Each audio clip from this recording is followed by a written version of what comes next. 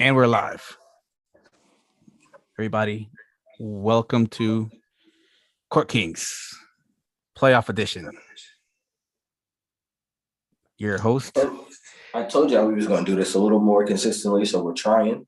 Excuse the echo. I'm in a very empty spot just so that y'all don't get no noise, no outside noise, nothing like that. So if y'all hear echo, that's my bad.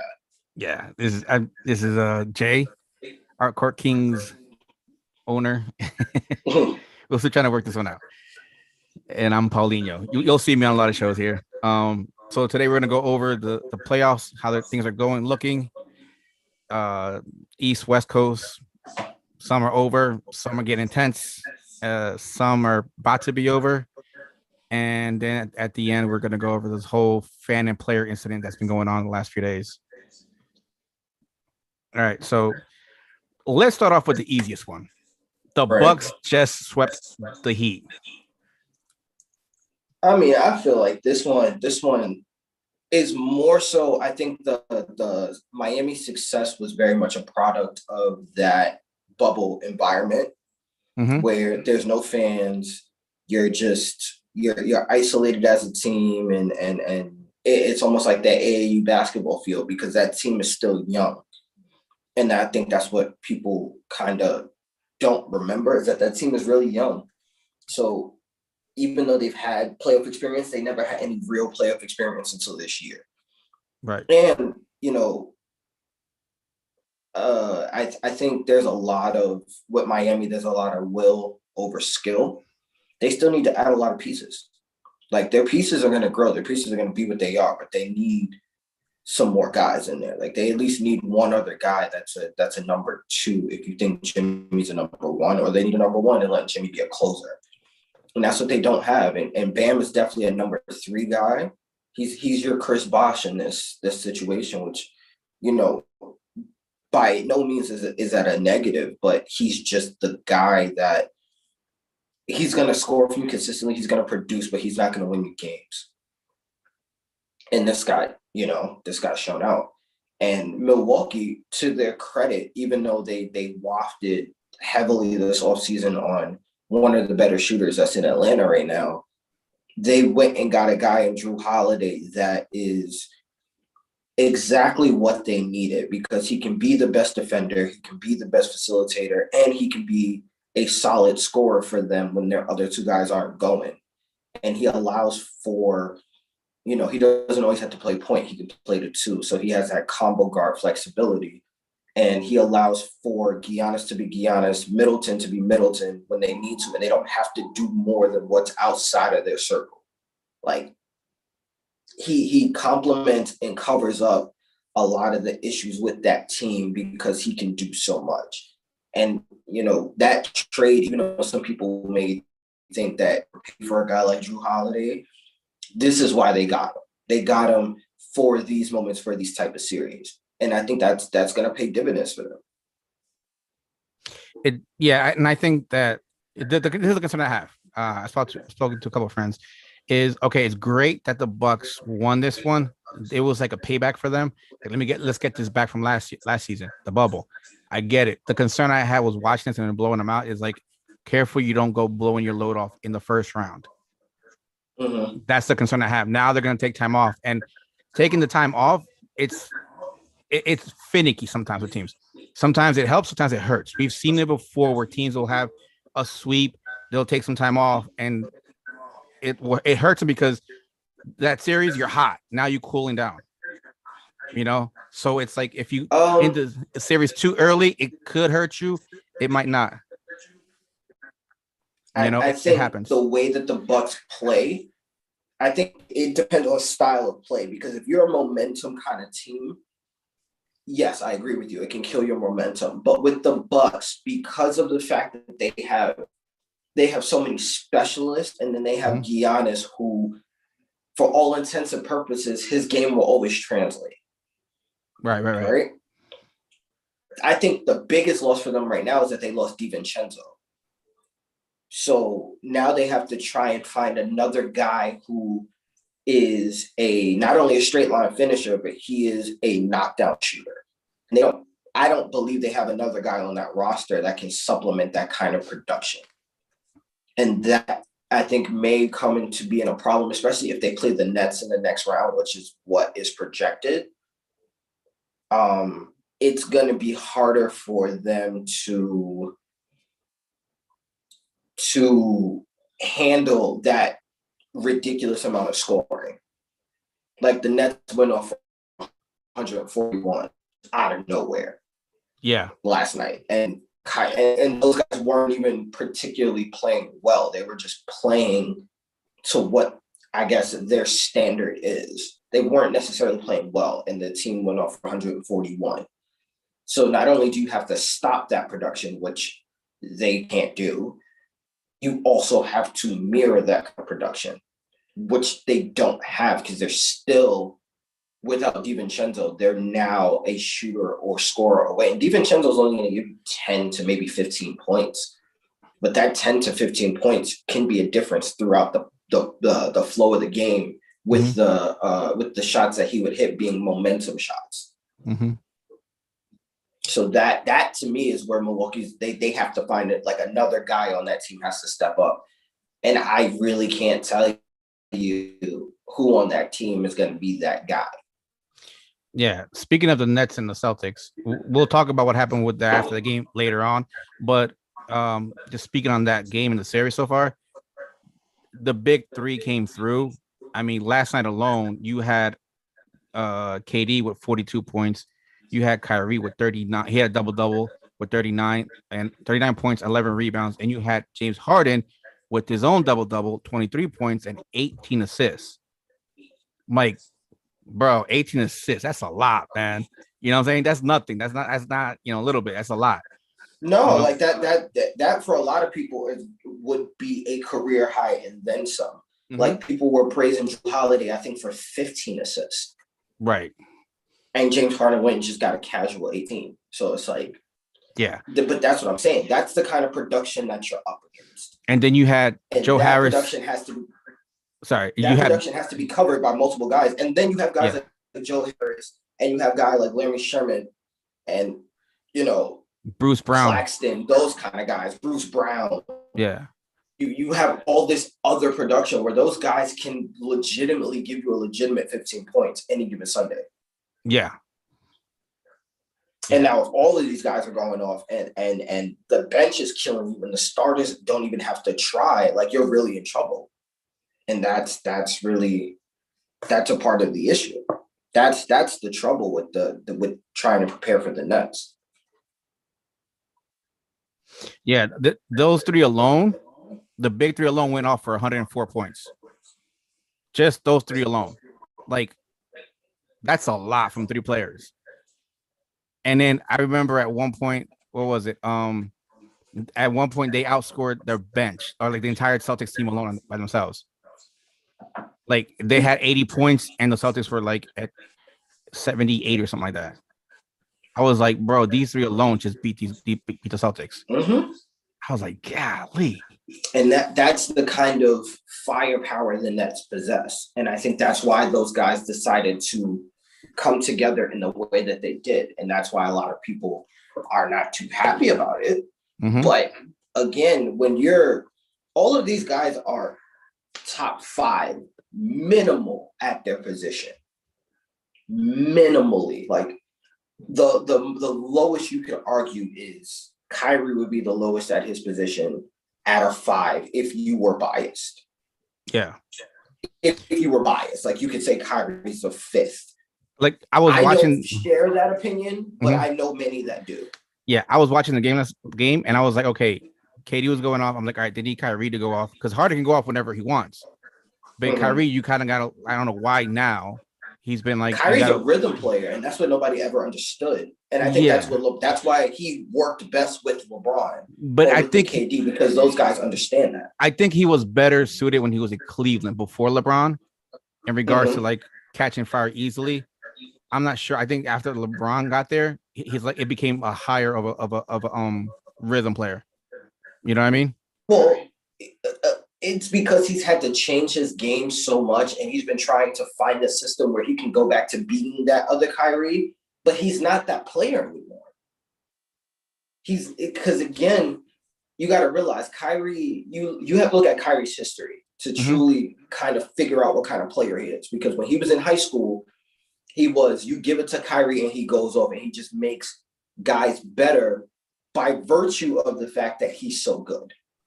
He never really had to try to make guys better. It's just you had to do your job and let Kyrie be Kyrie. And by virtue of that, the team got better. When he was on Duke, it was the same thing. He wasn't playing with another guy. He barely played at Duke.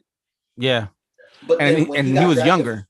He was younger. And when he got drafted first overall, he was kind of what we see now with Devin Booker, if that makes sense.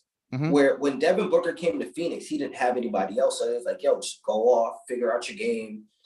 We'll ride with you until you figure it out. That's what happened with Kyrie. The logic was if you put LeBron with Kyrie, then LeBron as a facilitator, he doesn't have to do as much. Right. The problem is that Kyrie was always used to having the ball in his hands. So he was very much like James, where he's like, I can go off whenever I want. But by virtue of the fact that now you have to guard me as if I'm going to go off at any given moment, everybody else is better. And that's what you saw in Cleveland. But now because he was the first one there, he's the one that has to make the sacrifice. And we've seen it multiple times, and I don't think people talk about that enough. Like D Wade had to make the biggest sacrifice because Miami was his team. Paul Pierce had to make the biggest sacrifice when the Boston Big Three came together. So, in Kyrie having to sacrifice, it's very much like you see a rhythm Kyrie, because now it's like, okay, I can go back to being the scorer, but scoring is about rhythm. So it's like James is more the facilitator now, and James is more the guy that's going to have the ball in his hands. So Kyrie has to get it where he can get it, and a lot of that comes off ISOs. And with ISO ball, ISO ball is about rhythm. If you're not in rhythm and you're ISOing, you're gonna look like you're cold. Yeah, and he got into rhythm early. A good point. Right. Dropping his points. What he got? He got like, what did I say again? I don't know. He had like 20 something. 39 points. You know what I'm saying? So he hit it. And then going to Boston, I mean, Tatum dropped 40 in game 3 when he dropped 50 in game 2. Sorry, game 3. I mean, game 4, he dropped 40. Sorry. And the thing is, this is what I say about this one. Let Tatum go off. You can try and slow him down, let him go off and stop everybody else. It's the same thing. Like Boston is in the same boat as Atlanta. Yes. Thank you. But Atlanta has more complementary pieces than Boston does. Boston has culture pieces, not complementary pieces. And I think people don't understand the difference in that. Boston's culture is perpetuated by their role players. Guys like Marcus Smart, those tough, gritty, hard-nosed guys. Those guys are great, but if your entire bench is those guys and you don't have guys who are offensive-minded, a guy like Tatum is going to get all of the offensive attention. It's not saying that, those others can't go off, but their mindset is to be unselfish. Like you look at Boban Bogdanovic and Gallinari and those guys in Atlanta, all those guys are looking to shoot first. They're looking to get the rock, go and shoot, and they're looking to score. So Trae Young doesn't always have to. That's what Jason Tatum needs. Yeah. They need guys that that's what you lose with Jaylen Brown. Yeah. And that's a part of it, is that you lost a lot of that with Jaylen Brown. But you need 2 or 3 guys that are those guys, not one guy. Right. And speaking of Atlanta, because I think finishing off with the Brooklyn Sixers, I think Brooklyn should finish it off in game 5 in Brooklyn. I believe so. Close it out. They should. But I think for Boston to hang their hat this series and be like, you know what, I'm gonna take this one on the chin. Tatum has to have a good game, because I think Tatum is on the precipice of superstardom. And this next game, it's hard for me to say he's there, because no, I agree with you. Like he's there, like right at that point. He's right there. Yeah, I agree. He's like another, because like he had the moment with LeBron in the playoffs. He had the 50-point game. I need one more. Like give me a. I'm not gonna go down without a fight. And I think people need to remember, he said it. He's not the same since he got COVID. Like he has trouble breathing. He gets tired quickly. Like There's a he's lot of athletes like that, and I think people don't take that into account because as yeah, much as people want to ignore COVID, COVID does have side effects, and yeah, they do have long-lasting effects. yep. Then So there's no timetable when this is gonna go no, away, or if no, it's permanent. yeah, like though that could just turn into a pre-existing condition. Yeah, we don't Like know, but we don't know because it's no, such a new situation. yeah. But that So being said, mhm. I think with Tatum again, he's starting to get that horsepower back. So Yeah, if he can be the guy that he is, win, lose, draw, Boston is still very much a player or two away from being hyper competitive again. yeah. They need to find somebody to complement Brown and Tatum. If they can find that third person, whoever it's gonna Or be. I mean, unfortunately, I they may don't. have to look to move Tatum to get more pieces that can complement. I mean, move Brown to get more pieces that complement Tatum. Now here's the thing. I don't want to disrespect Kemba because Kemba's a hell of a player, but But he's not that guy anymore. no, he's not, and that's what we need to And understand. and He's not he's Charlotte Hornets Kemba Walker anymore. because again, the same situation I said about Kyrie, you have to look at Kemba. Kemba went from being the guy at Rice to being the guy at UConn to being the guy in Charlotte. Mm-hmm. Kemba's game is predicated off of rhythm. Those teams moved and shaped based on how Kemba went. Boston is now asking him to do that with limitations. They're asking him to bottle it and use it when we need it, not when you feel it. And that's the problem. His game clashes with Tatum so much because Tatum's a guy that you want the ball in his hands so much because you don't want to minimize him.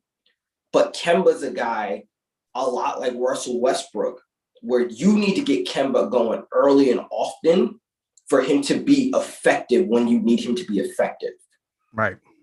Plus, Kemba's small, and that's a part of the thing. You look at a guy like Trae Young, and I hate to keep using him, but Trae Young has perfected the game that fits his size. Kemba, for all he's worth, is such a rhythm player, and he's so good on the inside that you want him to keep driving, but he's still 6'1". So there are limitations to that. You want him to be a rebounder and go guy, but he's still 6'1". So there's limitations to that. Kemba has always been a rhythm shooter. He's never been a knockdown guy. He's a rhythm shooter. So he has to get in the rhythm early. And unfortunately, and that's the part of the NBA that kind of pisses me off now. That in between, the pinch post and the 3-point line, that game is almost gone extinct. And that's Kemba's game. He has to get in a rhythm, taking long twos and step backs, and a lot of those getting in the gutter things and taking those jump shots to be able to knock down threes later in games. And I think that Brad Stevens just never. They tried to make Kemba fit instead of fitting with Kemba, and that's the problem. Right. And Kemba didn't play in game 3 either. No. Game 4. Going back. I'm sorry. He didn't play game 4. So that made things even worse. Yeah. Game 3 that they won, he actually participated in that one. Right. Because again, he was involved. He was constantly involved. He showed you flashes of what made him who he was, but let's see what happens in game 5 as Brooklyn looks close it out. And let's go to the Knicks and Atlanta. Knicks down. I'm sorry, y'all. I just got to say, y'all have to realize something. I keep looking at my phone because tomorrow is June 1st and this Julio news is running away like a freight train. So I keep checking my phone so that we know at Sportsmart, if the Julio deal goes down, we're going to be one of the first people to put it up and report it and get it to you guys. So if I keep acting like I'm distracted, it's because I seen something with Julio's name in it.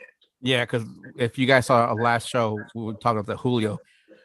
We mentioned that it would be in the best practices of Atlanta to trade him after June 1st because of all the savings in the cap that they get in regards to trading him before. Now, like Jay said in that show, they could have an agreement prior to June 1st and then make it official on June 1st. But we don't know if it's done, and it's just kept hush hush. Even though Atlanta keeps saying they're not going to trade him, but Yeah, now you're hearing like Julio and Russell Wilson talk to each other. So like that's a major player now. The Rams have emerged as a major player. The Patriots have always been a major player. So wait, the Rams? The Rams? The Rams. How? With what money? Yeah, I told you they out here playing. They turn the cap space off, and that's what I'm trying to tell you. You can't focus on the cap all the time because they're not playing with the same rules that we think they are. Let's go back to the playoffs because we're going to get into this one. What I'm saying. All right, let's digress. Just understand, I'm putting a caveat there. If I keep looking at my phone, that's why. Yeah. So let's go to the Knicks Atlanta series, which is the series is all but over. And I'm a Knicks fan, and I can tell you that the series is all but over because Julius got exposed. And when Atlanta said they had a plan for Julius, they watched film. And love Julius for all he's done. But again, at 26, all he was able to do is become more efficient in the game that he has. He didn't change his game. So you can go back and see and study how to stop him because he's been stopped before, and that's what Atlanta's done. Now, on the flip side, a lot of these players are new to the playoffs. And the veterans that are supposed to be anchoring this team aren't. D Rose and Taj Gibson have come to play. But with the absence of Mitchell Robinson, it's putting too much on those two guys. And those two guys are supposed to be your anchors. They're not supposed to be the guy to lead the charge. The guys that are supposed to be leading the charge are guys that are crumbling under the spotlight, unfortunately. But at the same time, again, Julius is 26, RJ's 20. I can't say I can get upset about the current performance, but I can't sit up here and say that this year wasn't successful because of the playoffs. All those that would be a lie. It would be a lie. It really would be a lie. Like the Knicks as a team overperformed because they had more will to do so versus the skill to sustain it. Atlanta, for the most part, had been operating at below 100%, and they're still not 100%. They still don't have some of their top guys because of injury, but they got enough of their guys back that you can see what Atlanta can be. And you can see that Atlanta, for all its worth, should probably have been the fourth team in the East because talent-wise, they should have been. Production is starting to come around at the right time, and that's just the simple fact the way it is. Like, again, offense beats defense when the offense is effective. Like, you can be defensively sound and be a defensively good team and get exposed if the offense is clicking on all cylinders. And that's what's happening in Atlanta. The Knicks are not able to neutralize Atlanta's offense because not only is Trae Young effectively scoring, but the people around Trae Young are scoring in bunches. Right. And it's not the first guy. And that's the thing. Nate McMillan even said it. He's like, they can stop your first and your second guy, but can they stop your third and your fourth guy? No team can stop. If any teams run effectively, your third and your fourth guy are probably the two most important guys on your team because those are the guys that are going to get majority of the points because the first and second guy are going to get the attention. And to Atlanta's credit, those third and those fourth guys are stepping up when necessary. Now, I will say, if one stray ball bounces the other way, the Knicks are tied with them 2-2. But that's not the way the playoffs works. Like, it's not a what if game. It's what happened. And what happened is RJ tried to go out and get a steal and he missed. And Boban or Bojan, whatever the hell his name is, I can't keep up with all the same names, hit a three in the first game that put them in position to tie the game. If RJ gets that steal and runs out the ball or gets that steal and hits those free throws, it's a different series. Yeah. So I can't sit up here and be that upset that even though the Knicks have played like absolute dog piss, they have still been in games for at least 50% of it. This last game, they fell off the rails. And And I'm gonna call the refs out on this. They're not getting the same calls that the Nets are. I mean that the Hawks are. No, like, no, no, no, no. Like and it goes Trae back to Young, New because York. he's It goes back small, to New is York. getting, yeah. It goes back to New York. It's not just because of Atlanta. It goes back to New York too. Yeah. And it's like Trae Young, because he's small, is going to get the benefit of the doubt. And because he's a guard and the league likes guards.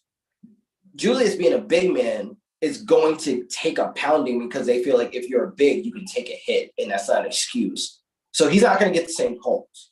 And that's just what happens throughout the history of basketball. Bigs don't get the same calls as littles do.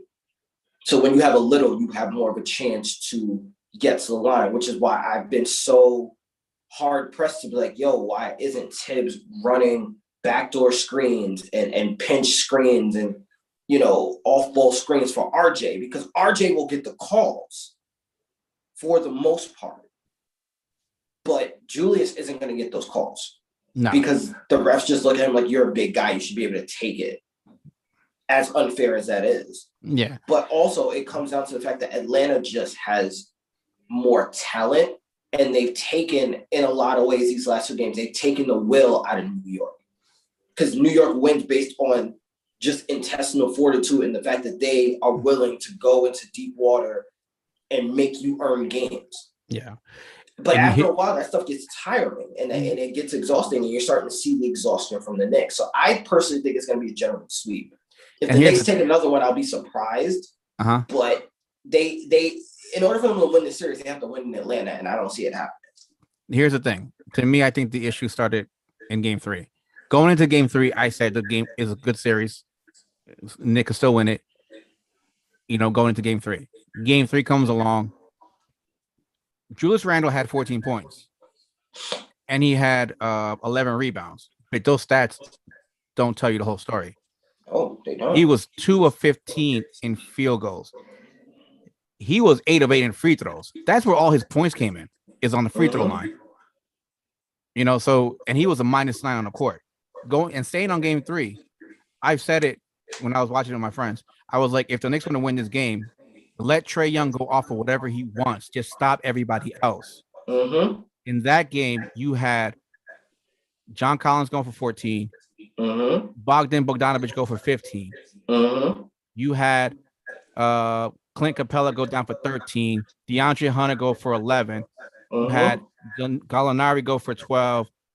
Herter go for 10. And you had Lou Williams chip in with 9. The only ones that didn't score that played were Solomon Hill and I'm sorry if I mispronounced his name, Onyeka Okongwu. Yeah. They didn't score. They didn't score, but they got some rebounds. 3 between both of them. So that's Game 3. So if they had done that, like just stop trade or stop the rest of the Hawks or slow them down, or they're not getting double figures, they probably would have won the game. And then let's go into the last one, which is what, Friday? No, wait. It was Sunday. It was Sunday. Yesterday. Yeah. Sorry, I had to go back. My whole damn day. All right. So Julius in this game had 23 points, 10 rebounds. He had a double-double. 7 of 19 shooting. I'll take it, 2 of 4 from the 7 of 9 from the free throw line. I'll take it, Let's go back down to everybody else. Trae Young had 27, 9 assists. DeAndre Hunter, he had 5 this time. John Collins put in 22. Danilo Gallinari put in 21. Kevin Herter put in 11. Bogdanovich got 12. Capella got 10. Then you got Solomon Hill and Onyeka with 5 points between them both. And when's the last time Gallinari hit the 20s? He was in Denver, probably. You know what I'm saying? And that's what I'm saying. It's like Trae Young is going to go off. He's going to go off for, 27, 30, maybe 40 points. But when you got Collins going for 22, you got Gallinari going for 21, and you got other players chipping in like 10, 12 points here, it's going to hurt you, man. And that's the problem I'm trying to figure out, because Tibbs usually has a well defensive handled team. Well, again, this is what I'm saying. Sometimes, no matter what your defensive preparation is, if you're getting the benefit of the doubt from the refs and you're not producing on the other end, your defense is going to be neutralized because again, they're winning first possessions. If you watch the game, they were winning first possessions. The problem was Atlanta was offensive rebounding, and in offensive rebounding, now you almost have to pay more attention to Clint Capella, so you can't play off Clint Capella. So now Trae Young can drive and kick, and now they're kicking around the perimeter. So you're getting the third and the fourth guy open because now you got to double Clint Capella so that he doesn't get an offensive rebound. And that's where you miss Mitchell Robinson. In all honesty, he was one of the better. He's probably the best offensive rebounding guy on that team. He's also one of your best shot blockers. So you would have had a guy that could, in essence, compete with Clint Capella physically and production-wise. So you neutralize Clint Capella's 13 with Mitchell's maybe 15, right? And then off the bench, you have Obi, who could realistically give you 10 on alleys. So that would neutralize most of that. If RJ can give you his 17, he can cut into Collins' 22. If Julius can give you 21, but an effective 21, yes, and the damn near triple-double that he was getting, you cut into Trae Young's. And we have a better bench. And the problem is, again, because they put Derrick Rose into the starting lineup, we have no bench scoring because Alec Burke could hit the backside of a bar. Well, I mean, Alec Burke dropped in like what, some 27 points, something like that in game one. But again, that was that game one, but Julius wasn't there. That's what I'm saying. If all things considered, if you look at the general average of what happened in the year, Alec Burke scoring 27, with Julius scoring 13 or whatever, that's an anomaly. But it's an anomaly caused by an adjustment. Where it's like, okay, we're going to let Alec Burke go off. Doesn't matter, as long as Julius doesn't go off. And that's the problem. Tibbs uses Julius as the engine. Julius should be the horse, should be the nitro in the engine. He shouldn't be the engine. The engine has to be the point guard. And because we don't have a point guard like that, is why we're hurting. And Peyton, again, for all his, if Peyton could simply not take stupid shots, I don't care that he misses that much. I care that he does it on really dumbass shots at really stupid times. And it's like, bro, if you know your shot isn't there and you know you're not a shooter, don't shoot. Yeah, that's the thing. Don't shoot. If you got Alex Burks leading the score, it's trouble, man.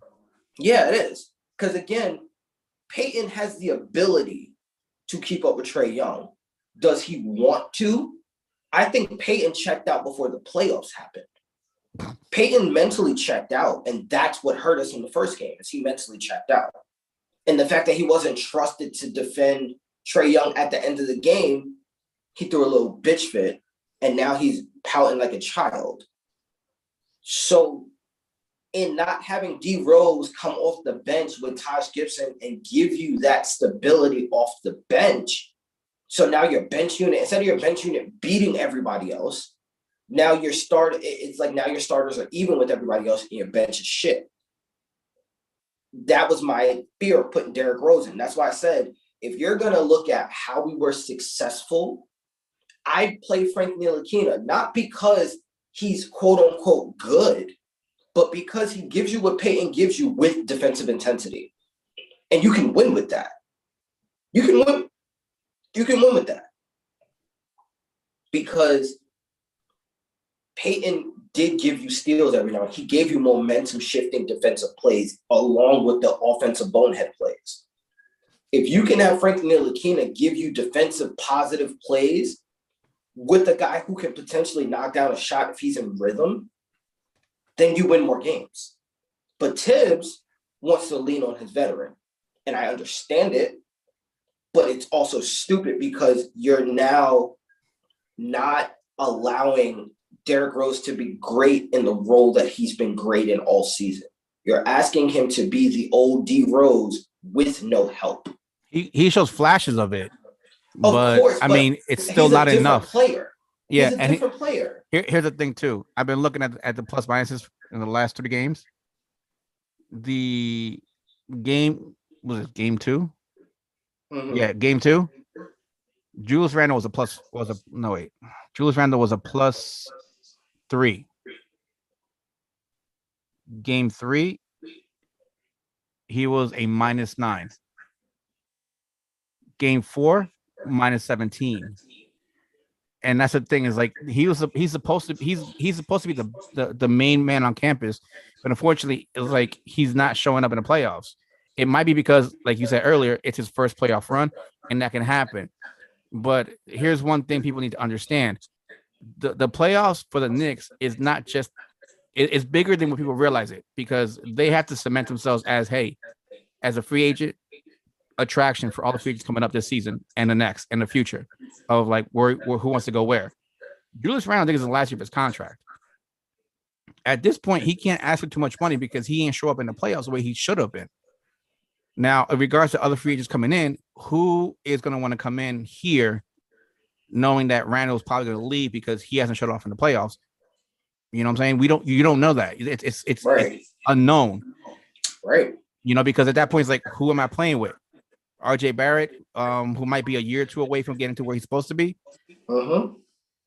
Emmanuel Quickly, who's he has promise, but he's still 2 years away. Exactly. You have players that have promise, but it's like they're 1 or 2 years away. So it's like if you get a guy on the come up, he's like, do I stay with my team now? I know we're like a player away, or do I go to the Knicks where I got guys that are there, but they're a year or two away from actually being some actual help. Right. So that's why, and that's what I'm saying. I don't care so much that we're losing. And I think that's the misconception with a lot of people. A lot of people want to clown on the Knicks like, oh, see, same old Knicks. And it's like, well, again, if it was the same old Knicks, we would have bottomed out after the All-Star break and been in the lottery. Yep. So no, it's not the same old Knicks. But do the Knicks need help? Do the Knicks have holes? Yes. And that's what's getting exposed. It's just that they have to show it just have to show there's a foundation to build off of. And right now it's like, unfortunately, they're not showing it because you can't really, as good as Derrick Rose is, you can't count on him as being a starter. It's like you said, he's I'll come off the bench, 6-man of the year type of player. He's a super 6-man. Yeah. That's what he is. Lou Williams and Jordan Clarkson, because again, people forget Jordan Clarkson was a guy that showed a lot of promise with the Lakers, but he had to find his niche. And he found his niche when Donovan Mitchell was that guy. And he's like, oh, I can just come off the bench and go off and I don't have to worry about nothing because Donovan Mitchell has to take the scoring load. Oh, I'm good. I'm chilling. That's what it was during the season. Like, Julius was going to be consistent. So Derrick Rose is just like, oh, I just got to get the young guys going. Cool. That being said, here's my only issue with this. I get it's the playoffs. I get you have a set rotation. But you have a slew of young guys on the bench. In a game like Game 4, when your starters and your rotation doesn't have it, give a guy a chance to prove himself to you. Because evidently, the guys in our rotation don't got it. A guy like Kevin Knox, and I think here's the reason why you don't see Kevin Knox and Frankie Ntilikina playing. And this is my honest opinion. Because if they play and they do well, they price themselves out for the Knicks as options in the offseason because both guys are probably going to be gone in the offseason. They price themselves out. If Tibbs is like, nah, I want to keep them. They price themselves out. And it's like, Tibbs isn't willing to unleash them because they're young. But if he can keep them for cheap while building the foundation and he can keep all his guys for relatively team-friendly cost and add guys to it, then you can see him next year start unleashing some of these young guys. And I think that's the plan, and that's why it's frustrating for Knicks fans, because we want to see everything now because it's been so long. And I'm a victim of it myself. But I do also think that there is some method to I call it the Eagles madness. where the Eagles did this exact same thing to screw the Giants. But looking back, it's not like they made a bad choice because they had the draft capital to move up and get Devonta Smith. Mm-hmm. The Knicks have enough draft capital to go out there and get a guy while only moving one of their pieces as a promise player. And if that promise player wants to come back and was like, nah, I'll take less because I don't have the production. And the paper, and on paper, they were like, listen, you don't have the production, so you can't ask us for what this other guy's getting, even though you think you're as good as him. So if you can give us another year or two where you can prove it, then by all means. Then you unleash them for when you need them. And now the Knicks have made the playoffs 3 years straight. It looks very different than a one-year wonder. Yeah. So there is some method to that madness. There is. And the thing is, a lot of the fans of Knicks are used to being in win situations because from like back old Knicks from the Ewing era, mm-hmm. You know, it was a long stretch of time where they were very, very competitive. You know what I'm saying? Mm-hmm. And ever since after that era was done and they were trying to rebuild, it's been like an issue since then.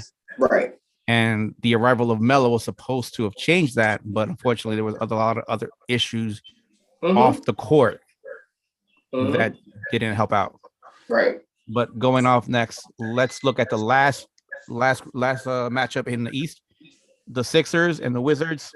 Philly has a 3-0 lead. They're looking to close it out tonight. I mean, did you think of this anything otherwise besides what we're seeing right now with this? I didn't either.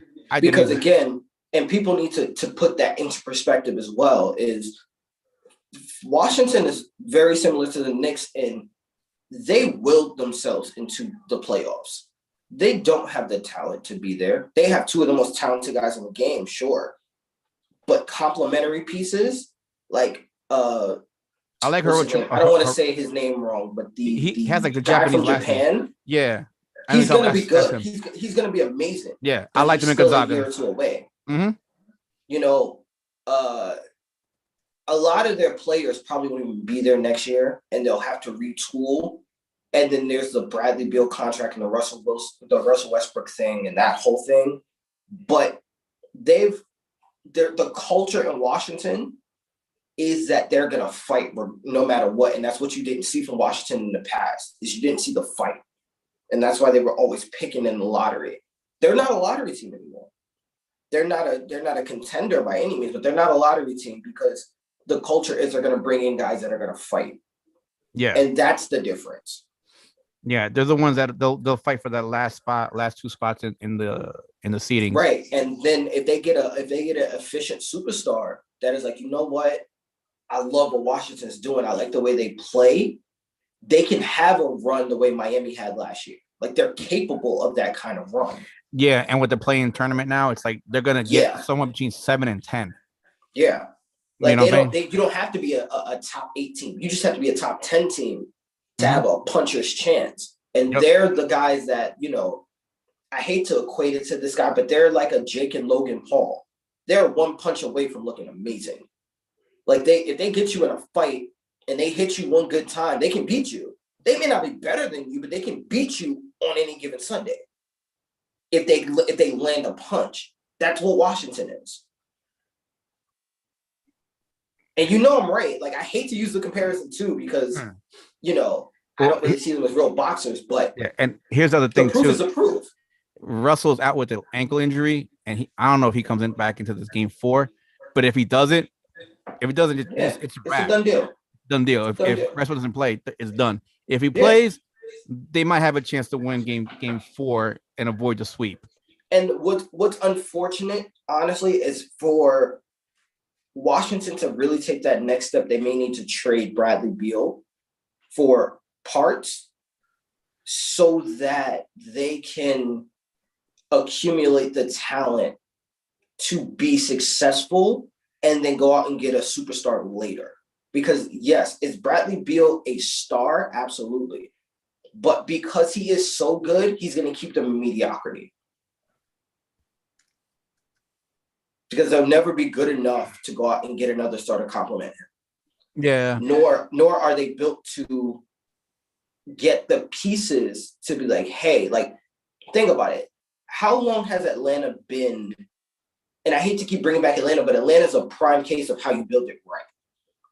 When they got Trae Young, they put young guys around him, and they let those young guys grow for like a year or two, and then they went and got veterans to make them better. But even though Atlanta was never great, they were always competitive and fun to watch, and it gave you a glimpse of what they could be. Washington's point with that was right before John Wall got hurt. Once John Wall got hurt, it kind of made it so that, and then they went around and they paid both of those guys contracts. It's like with Bradley Beal and John Wall are similar to Matt Ryan and Julio Jones, where the contracts are keeping the team from being amazing. So in order, you kind of have to tear it down and rebuild it back up. Because sure, it's great to be competitive, but you're never going to be a sustainable winner if you keep, now that you have a guy that's eating up so much of the cap space, because now you can't get him help. And that's the problem. You can't get him help. Nope. Like, you can trade for a guy like Westbrook, but that's a rental. Yeah. You look at a team like Phoenix, they got Devin Booker, but then they went and got Miles Bridges. They got Mikal Bridges. They got DeAndre Ayton, and then they supplemented the pieces around them, and then they got a guy with superstar experience to come in and right the ship. Yep. And that's kind of how you have to do it at this point. Mm-hmm. So pretty much the way we're looking at it is going to be Sixers moving on, facing the Hawks, unless the Knicks come make one of those miraculous. They make a Madison Square Miracle. Yeah, coming back for 3-1. It'll be Sixers and Hawks in that second round, and you got the Bucks most likely playing the Nets in the second round on that part of the bracket. And those are some interesting matchups. I think Philly might have trouble with the Hawks. Why? If the Hawks can play the way they've been playing the last couple of games, with like scoring coming from everywhere, they may have some issues. Here's why that won't happen. And it's a very simple answer. Okay. Because Trae Young won't get the same looks that he's getting with the Knicks. Why? Okay. Because Philly has length. Well, that's why that's why I said scoring. Well, that's why I said if the Hawks can continue playing the way they've been playing against the Knicks, they can't. It's not possible, because you're gonna, with Trae Young being so hot, they're gonna throw 6'10" Ben Simmons on him. And think about what happened. Think about it this way. If you watch Trae Young's film and you watch Derrick Rose's film, it looks very similar, right? How did they neutralize Derrick Rose in the playoffs? You don't remember? Mm-hmm. They threw LeBron on his ass. Mm-hmm. And he could not get anything. He was making all those crazy passes. He couldn't get to the rim. He wasn't effective. And because of the fact that he had to make normal people passes, the rest of the athleticism of the Miami Heat took over, and Chicago couldn't compete. Yeah. That's what's going to happen. That's what's going to happen. Because again, their guards are Seth Curry, Danny Green, Ben Simmons, Shake Middleton, those kind of guys, those bigger guards that are long, lengthy, gangly, and bouncy. Trae Young can't get around those guys. So now Trae Young's going to have to do it himself. He's going to have to go off. And 9 times out of 10, 6'1" versus 6'10", and the guy who's a great offensive player but not an MVP versus a guy who's a bona fide defensive player of the year candidate, who's winning out? That's why Trae Young won't go off. And it's a very simple answer. Because again, the Knicks don't have anybody that can guard Trae Young straight up. Ben Simmons can guard Trae Young straight up because his size neutralizes Trae's speed. And if he's going to pull from deep, he's going to pull from Jesus land. People have to understand this. Statistically, Trae Young averages 6 attempts, but 3 makes. So he's going to give you 12 points from 3. Cool. Where's he getting the rest of his points from? Yeah. And if I can limit Trae Young to 12 points, if you let him don't do let him that. start chucking, he'll miss. Yeah. He doesn't have the percentage of like Steph Curry. Of a Steph Curry, and people need to stop guarding him like Steph Curry because he's not Yeah, Steph. he's not. Like he He's might not have that. Steph. Steph He is has also 6'3". he has People that. forget He'll that make Steph those is deep a shots. bigger guard. Yeah, he'll make those deep shots, but the percentage of that compared to Curry's is not on the same level. And then if you have a guy that's going to guard him 3 feet from the 3-point line and you're going to make him logo Trey, he's not Dame. He's not pulling that constantly and making the shot. He's not. He doesn't have the size and he doesn't have the stroke to consistently pull that and be effective. Cool. So you neutralize Trey. Now Trey has to try to figure out how to dribble around Ben Simmons. So now you let Philadelphia's defense and the length of that defense neutralize the rest of those guys. Because, yeah, it's Bojan, it's all those other guys going to try to come in and help Trey and screen and do all that other stuff? Sure. Unlike the Knicks, who would have had Mitchell Robinson and Nerlens Noel, the Sixers have, and people can talk crap about him all they want to. He's still one of the better backup bigs in the league. You have Joel Embiid and you have Dwight Howard. No, Dwight has been like, here's the thing. People need to realize he's been balling this year off the bench. No, he's been balling for like a couple of years now. Yeah. Like people think he's like still the joke that was like when he left Orlando. He's not. He's not that guy. He's balling again. Like on the I think he's just not on the same page where he can be a starter anymore. No, and he knows it. He's not Orlando Dwight Howard. And yeah, he's not gonna be but Orlando's Dwight Howard. As a backup though, he'll give you the work.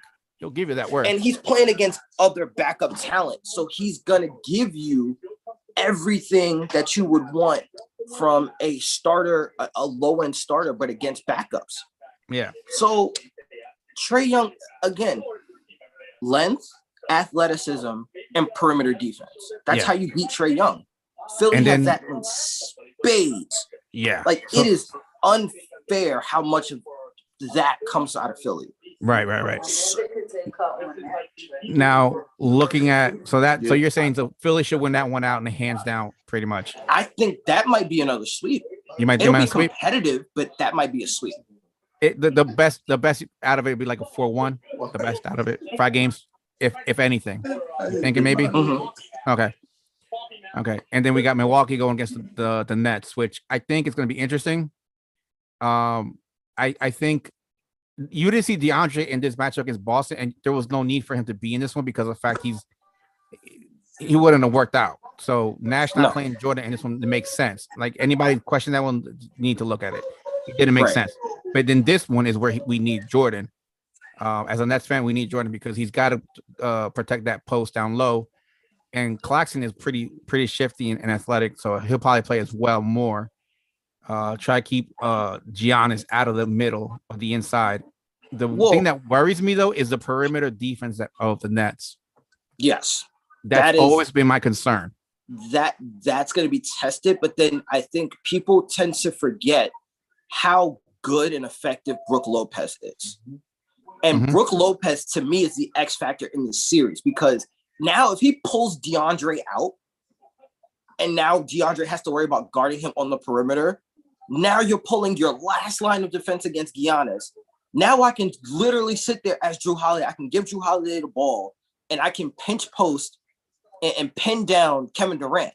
And I just have to set screens because now you have to guard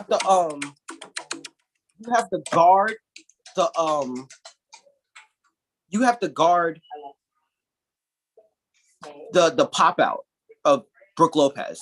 So now DeAndre can't sink. He can't protect the rim against Giannis because now he has to kind of play up to Brook Lopez. Right. So if he switches and Durant goes to Brook Lopez and now he has to chase Giannis is going to blow past this clown. Yeah. So it's 1-2. He's gone. So again, I don't know how they're going to draw that up schematically, but they have to almost do what Atlanta's doing with Julius Right. and hope that other guys are off, because they're gonna have to basically put 3 in the middle and play zone and be like, hey, beat us with shooting. And I think if the Nets play zone, they definitely do have a shot, because now you got to force Milwaukee to shoot. And Milwaukee is shooting better, but are they a shooting team? No, they are not a shooting team.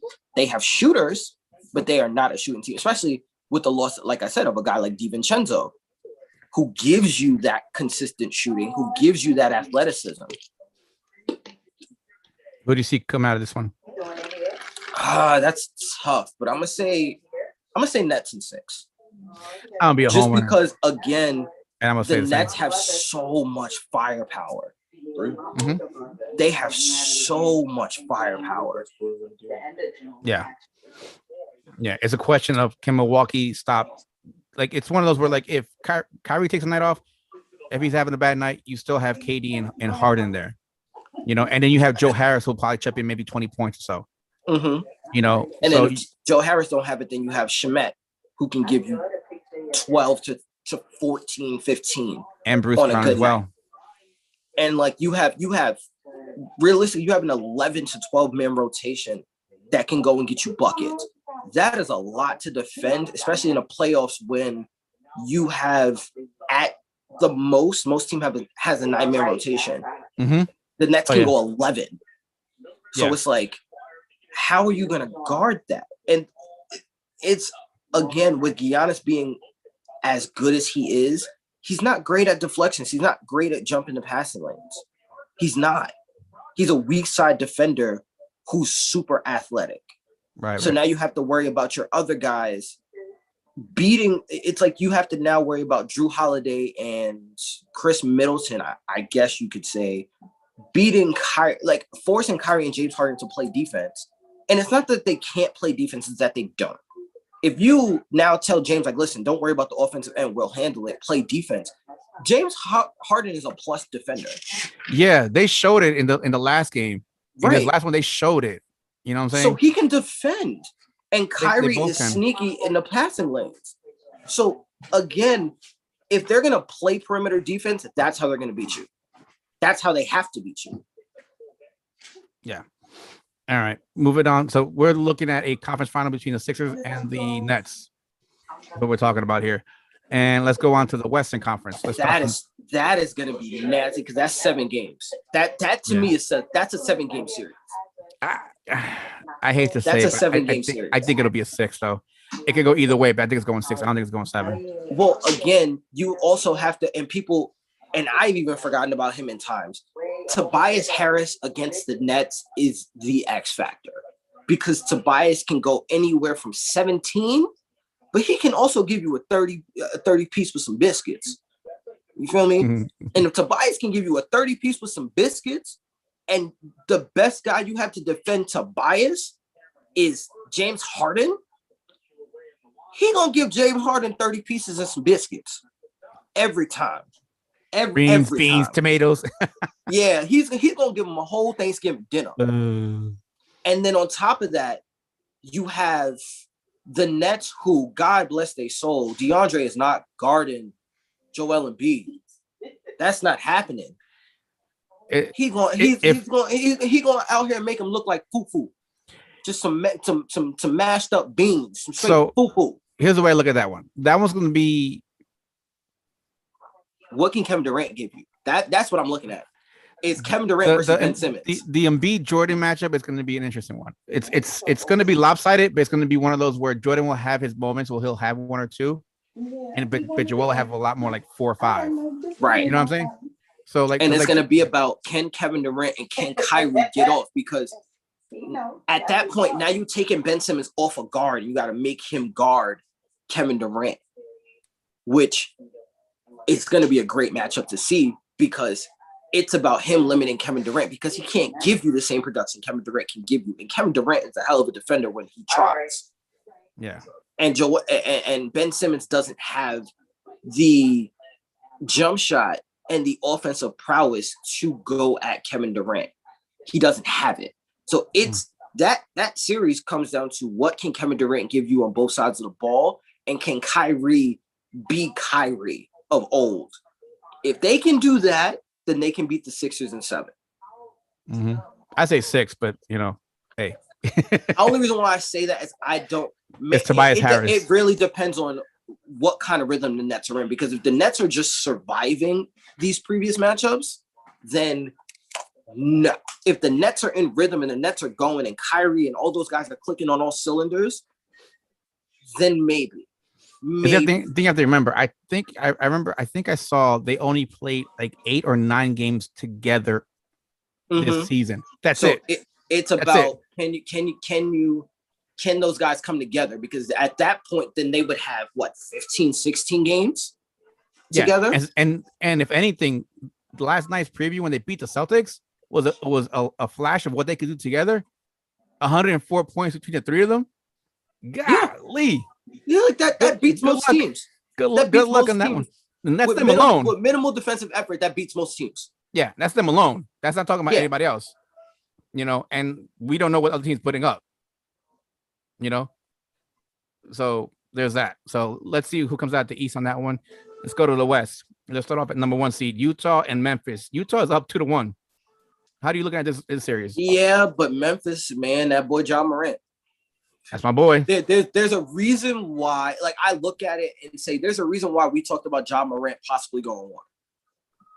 No one really believed it would happen, but there's there was an argument for it, and it was a legitimate argument because Ja Morant is such an explosive player that he gives you a lot of the matchup problems that a young John Wall, De'Aaron Fox, Russell Westbrook, those guys have given teams fits, and to this day, no one can figure out how to guard those guys until they beat themselves.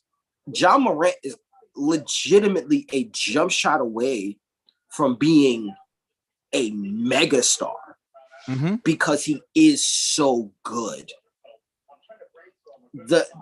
To me, the X factor in this is Dillon Brooks, and people don't talk about that boy enough. Thank you. Dillon Brooks is a freaking stud. He is a bona fide. He's making himself a bona fide 2 to 3. And then you have guys like Valanciunas that have found their niche, and Valanciunas is one of the best big men because of the fact that there just aren't any big men. So what he does is so valuable, and the work that he's put in to make himself quicker in terms of his feet cannot be overstated enough. Yeah. And Memphis they beat you up. And because of the fact that you have guys that can go out there and get you a bucket, they beat you up. The thing with Utah, they paid $200 million for a glorified DeAndre Jordan. And that's my thing.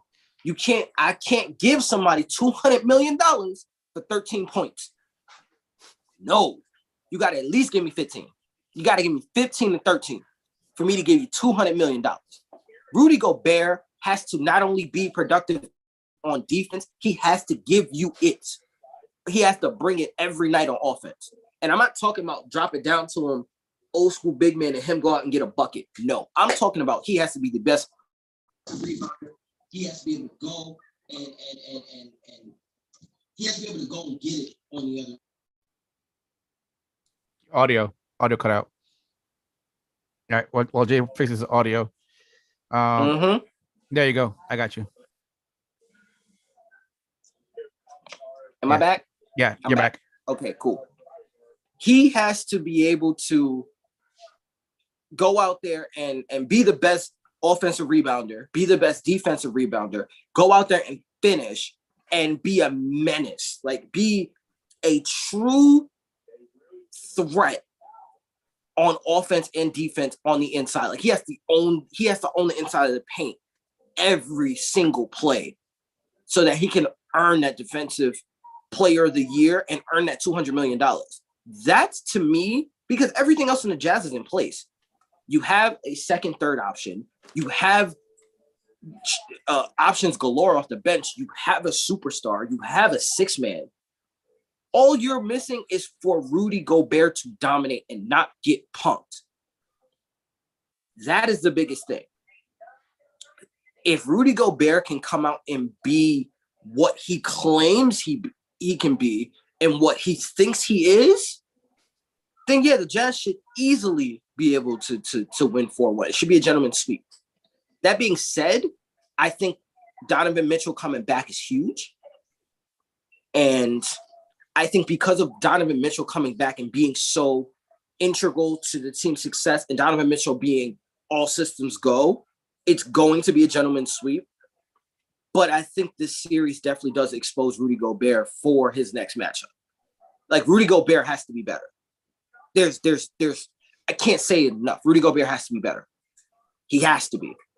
I can't pay this man $200 million for him to give me 11 points. Sorry. Rudy. No. Yes, it had.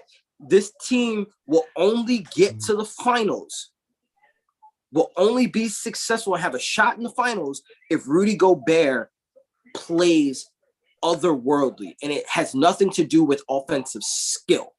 And that's the thing that people seem to overstate about Rudy Gobert. Rudy Gobert will never be a guy that is predicated on skill. It's all effort.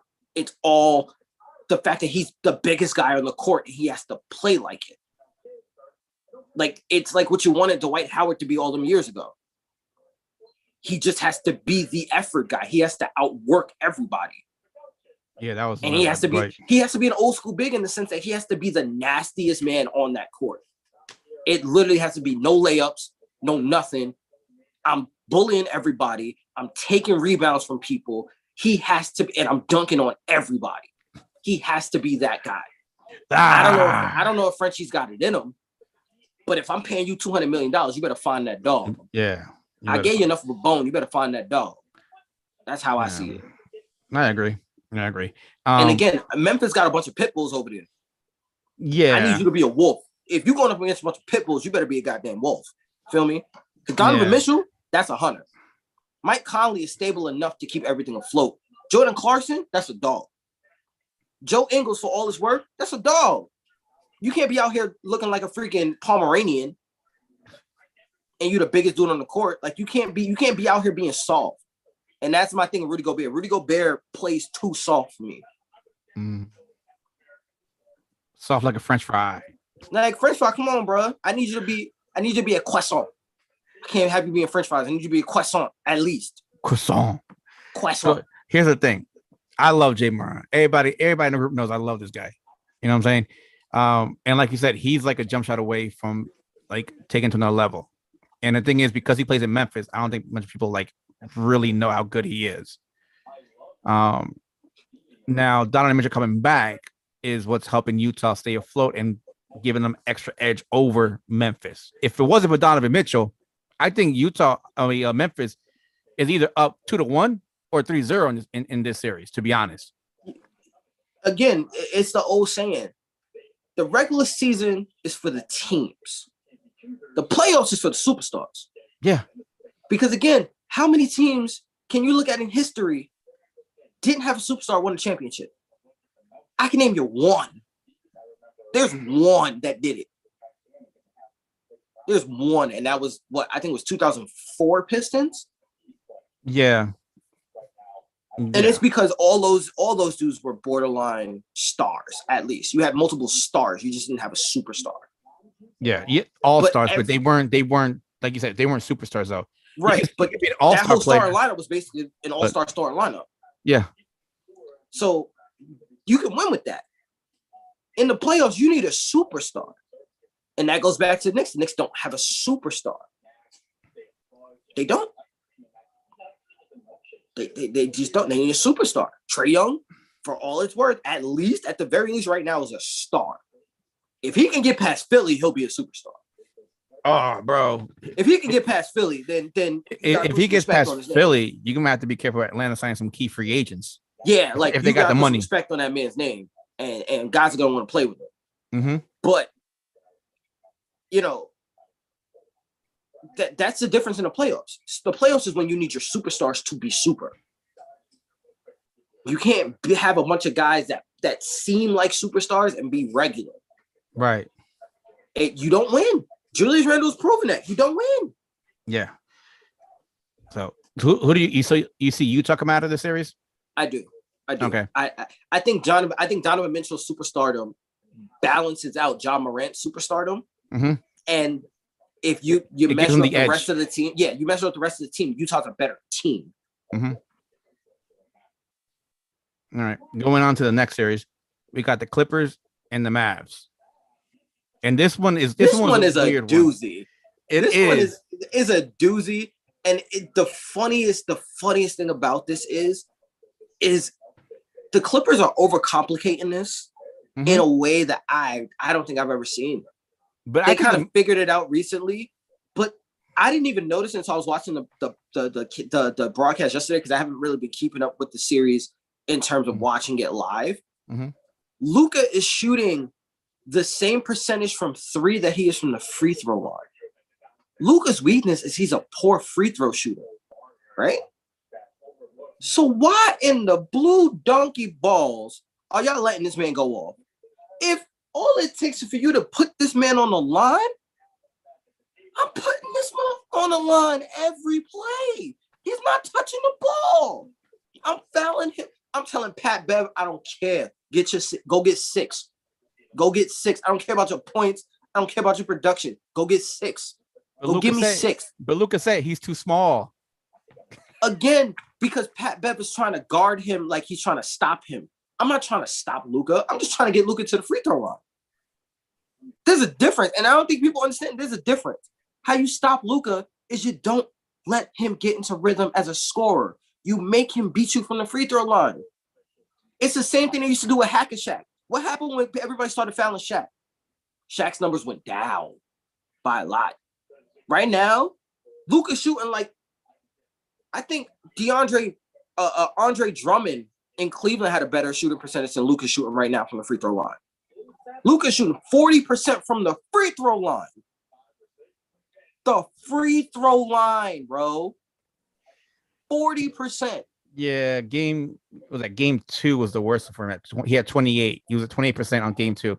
2 for 7. How many free throws did he take? 2 for 7. See what I'm saying? Why is he only going to the free throw line 7 times?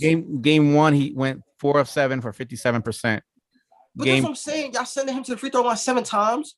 Trae Young going to the free throw line 20 times. Game 3, he was 7 of 13 for 53%.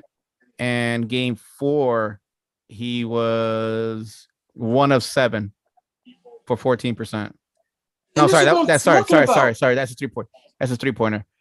Free throw, he missed all 5 on his free throws in game 4. That's what I'm saying. Why are y'all even letting this man?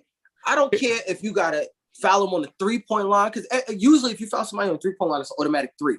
Mm-hmm. He might get you 1. So I don't even need guys that are gonna keep up with Luka on the offensive end, because Luka is not a plus defender by any means. I need all my guys, like I just need a legion of guards to foul the living crap out of Luka to force them to give the ball to somebody else. And then what you got, Paper Porzingis? Oh yeah, I'm beating the hell out of him too. This the kid. Either he gonna hurt himself, or he gonna look like a whole jelly back hoe, not being able to do nothing else to nobody. He can't do nothing. So yeah, listen, yeah. They're overthinking this. You have Kawhi Leonard, Paul George that can lock down just about everybody else on that team. You got Zubac, who's strong as I don't know what. You have, I don't even remember who's playing the backup 5, because I know they went small. My man, all you got to do is protect Paul George and protect Kawhi from a scoring standpoint, and you foul Luka. That's it. You make him make free throws. You talking about the Clippers? Yes, make Luka make free throws. All right. So here's the thing. They got like, what game was this? That's game 1. Sorry. Yeah, game 1. They had like five players they didn't play. Luke Kennard and Amir Coffey. Don't know who that is. DeMarcus Cousins, Yogi Ferrell, and Patrick Patterson. Hey, Patrick. Right. Shit. No credit for that. They didn't play. Right. That's for the Clippers in game 1. Game 2, same 5 didn't play. Game was that 3? Yogi Ferrell actually played, and they took Daniel Otoro in there, but that's because Serge Ibaka wasn't ready yet, or was Jay Scrub either. Game 4, almost everybody played except for DeMarcus Cousins and Patrick Patterson. You know, and still inactive is Serge Ibaka and Jay Scrub. Right. So there's at least 12 fouls there. 12 fouls. Right? That's 12 attempts that Luka could be having at the free throw line, which is, you know, if the one thing you don't want is for him to get into a rhythm where he's hitting and ones. Right. But if you get into foul trouble, you shouldn't be that afraid, because that actually is to their advantage, because you know Luka's going to have the ball. So I'm pressing, I'm trapping, I'm getting the ball out of his hands. And then when he tries to dive, I'm fouling him. If he tries to step back, before he can step back, I'm fouling him. Because it doesn't matter if there's a foul on the floor or not. I'm fouling him. Because now he still has to go to the free throw line. Now he has to, instead of it being, he's getting 2, 2, 2, 3, 3, 3. Now he's chipping away at it. 1 point here, no points here, 1 point here, maybe 2 points here. I like my odds a hell of a lot better that Kawhi and Paul George can go out there and get me buckets and finish at the free throw line versus Luka. Here's the thing too. Here's where I saw the unraveling of Dallas. Game 3, I was watching this game. I was a cigar place. I was with a friend of mine, and we were watching all the games. We're watching this one while the next game was finishing. The Mavs were up by like 20-something points. I'm like, golly, this game has barely started. It's already over. I'm like, damn. I remember that I was watching score on this one. And then I'm watching and I see them taking some dumbass shots, doing some dumb shit. I'm like, you can't do that. Not with the Clippers. Not with a team like the Clippers. No. You gotta be like Saleh says, all gas, no brakes. Keep going. When I coach my son's team, like assistant coach my son's team, don't stop. No mercy. We Cobra Kai, no mercy. Keep going. They let them back in. Next thing I know is like they tied the game. I'm like, you mean and next thing I know they up 14. I'm like, yo, what happened? Exactly. That was the end. That was it. That was a wrap. You gave the Clippers all the momentum they needed to have. They were on the ropes at that point because they were like, yo, we down 2-0. We down by 20 in game 3 already. Yo, we about to be 1 game away from being eliminated. Yo, this can't be happening. They pulled the Rocky Balboa. They waited for you, and then they beat the crap out of you. As soon as you dropped your guard, they knocked you in your mouth, and you never came back. There was no need for that. I was just like, bro, why continue pushing forward? There's no need. And this is my issue with today's NBA. The league and coaches and all of they rely way too heavily on these superstars to carry them through their own incompetence. The most successful franchise right now, franchises, I should say, the Lakers, Boston, and the Spurs. They all have one thing in common. They could beat you in a multitude of ways. So if one guy ain't got it, another guy got it. If another guy ain't got it, then they had another guy that had it. And if that guy ain't had it, they probably had a 4th and a 5th guy that had it. The Warriors when they're healthy. The Warriors when they're healthy. You know what I'm saying? Well, I'm gonna say this. If I gotta let Draymond beat me, I take my odds. I'll put it that way. I ain't gonna let Steph and Clay beat me, but if I gotta let Draymond beat me, I'll let Draymond shoot. I'm gonna leave that alone. That's a whole separate conversation right there. I'm gonna leave that one alone. I'm just saying. But the principle of it, in the sense of like when you get Clay back, you'll have Steph, you'll have Clay, you'll have a rejuvenated, because let's keep it a stack. Andrew Wiggins played really well in these playing games. Yeah, he played very well. He did. So I'm like, okay. So when you give him, when he's not the number one, he can still give you 22 to 25. Quiet. Mm-hmm. You know, you get If they keep him, that is. You get Wiseman that gets another year under his belt, and Wiseman has the potential to be a Chris Bosh type. Yep. And if he can become an effective shooter and a competent post player the way Chris Bosh was, he can give you 30 any given Sunday. So now you got 6 options, maybe. That's a lot, now, bro. The Warriors, and it's inside options, outside options, mid-range options, long. Don't forget, they can't guard that team. They got the Wolves first round draft pick, not depending what it is this year, either this year or next year. They was cheeks. So they're gonna be a top 3 pick.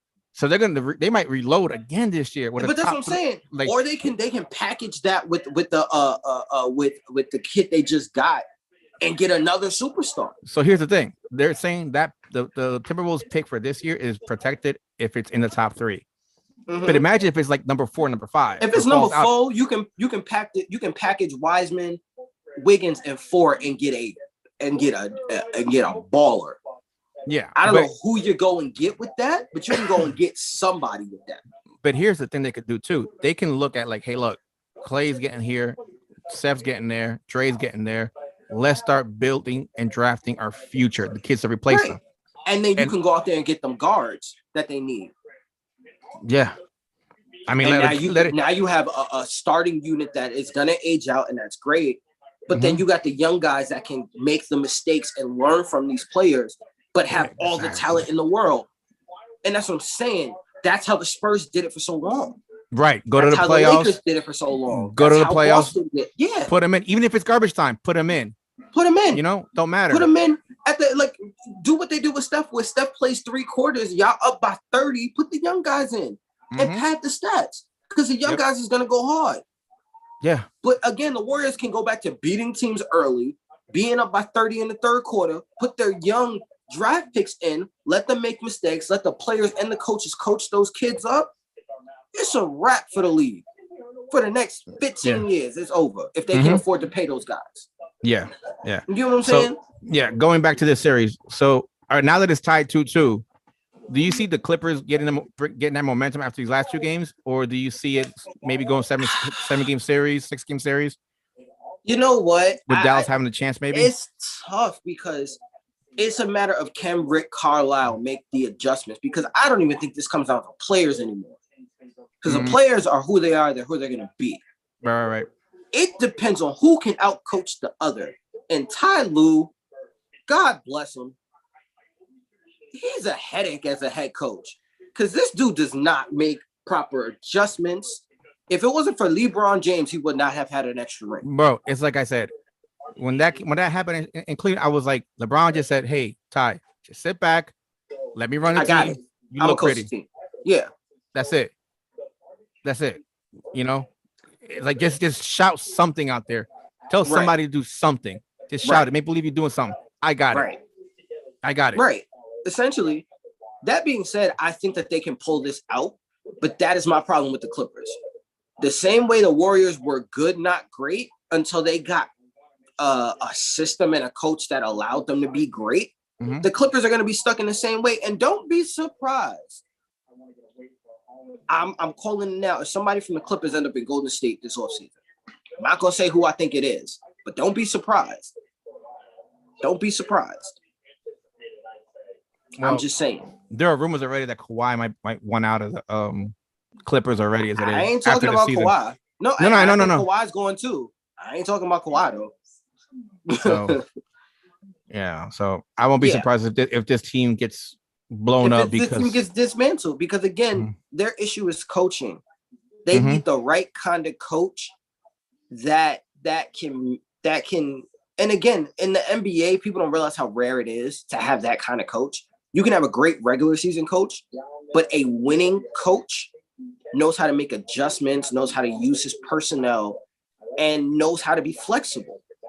Yeah, and that's what coaches like that. That's where that's what the coach comes into play more is in the playoffs than in the regular season. You know, coach come up with a game plan, and they might adjust, on the fly in the game. But in the 7-game series, you're always making adjustments. Yep. Halftime, after the game, before the game, you're making adjustments all the time against the same Because team. all you got is time to game plan for this one opponent. You got film on this one opponent. So it's what in your bag of tricks are you gonna come out with that's different than what you've done for the last 72, 82 games? And then if I hit you with a game 1, now I get to see what you was holding back from. So what are you gonna do game 2 that's different from game 1? What are you gonna do in game 3 that's different from game 1 and 2, so on and so forth? And then as you go further into the playoffs, now you got to realize that coaches has got films on you from your last round. So now you got to keep adjusting and you got to keep doing something that's different until somebody can beat it, and then you got to adjust again. And that's what makes a great coach. That's a great playoff coach, and that's why there's like 3 of them in the league right now. Right. So this one's a tough one. Who do you think is going to pull this one out again? I think Luka's deficiency is what's going to ultimately kill the Mavericks, because you can't be the kind of player that Luka is and be a bad free throw shooter. Okay. It ain't gonna work.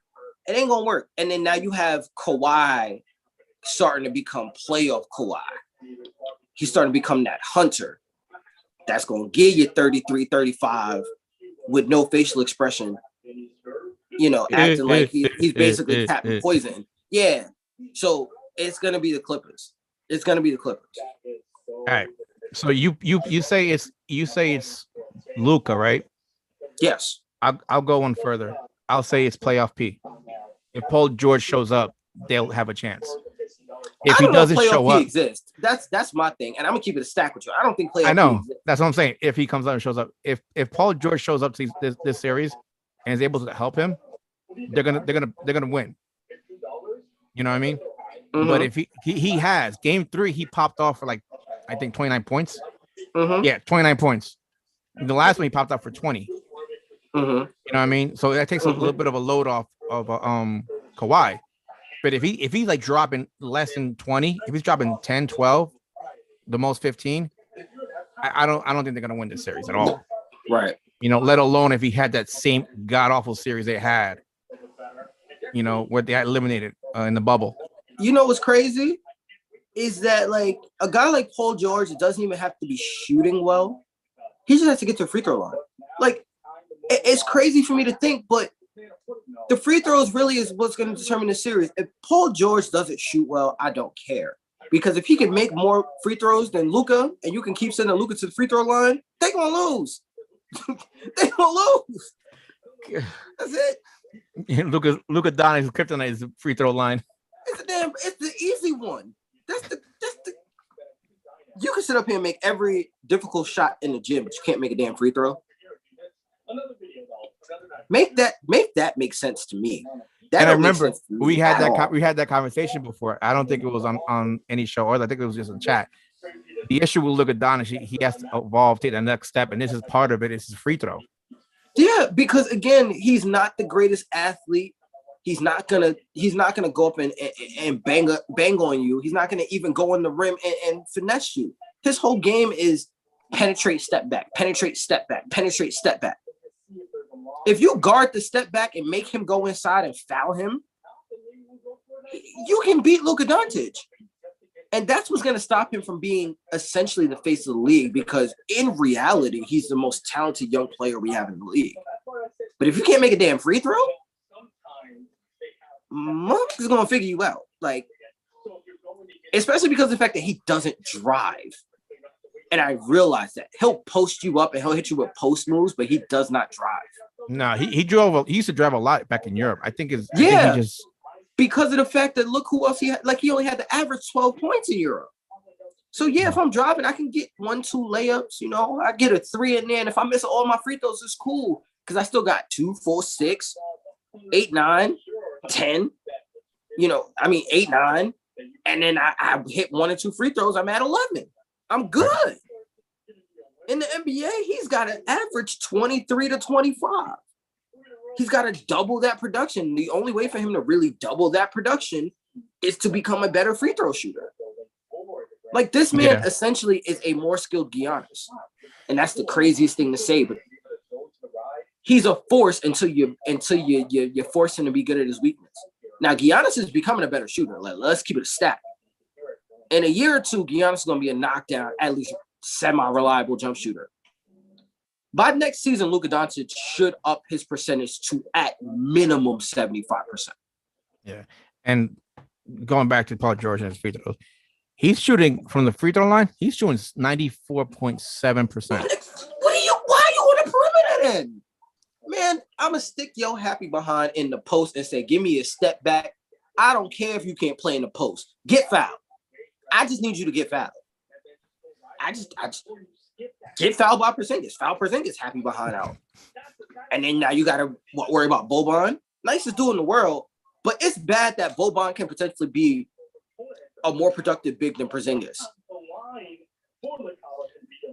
And this is why I said what I said about Porzingis leaving the Knicks. Knicks shouldn't be so worried about it. And look at him now. Listen, I was mad. You know me. I was hot. Yep. I was hot. Looking back at it, shit. If Julius actually had played well, I'm looking at so we basically traded Porzingis for Derrick Rose and Julius Randle. Mm-hmm. In a nutshell, and Emmanuel quickly. So yeah, I wouldn't have even been mad if all the dudes that we traded them for wasn't playing out of position right now or playing like trash. Oh, we got Mr. Anderson coming into the room. Let's see. Here we go. Okay. We're in the West Coast now, so we're good. Oh boy, here we go. Yeah, no, we'll be fine. Mr. 98%. I hope we didn't get shadow banned because I said something crazy.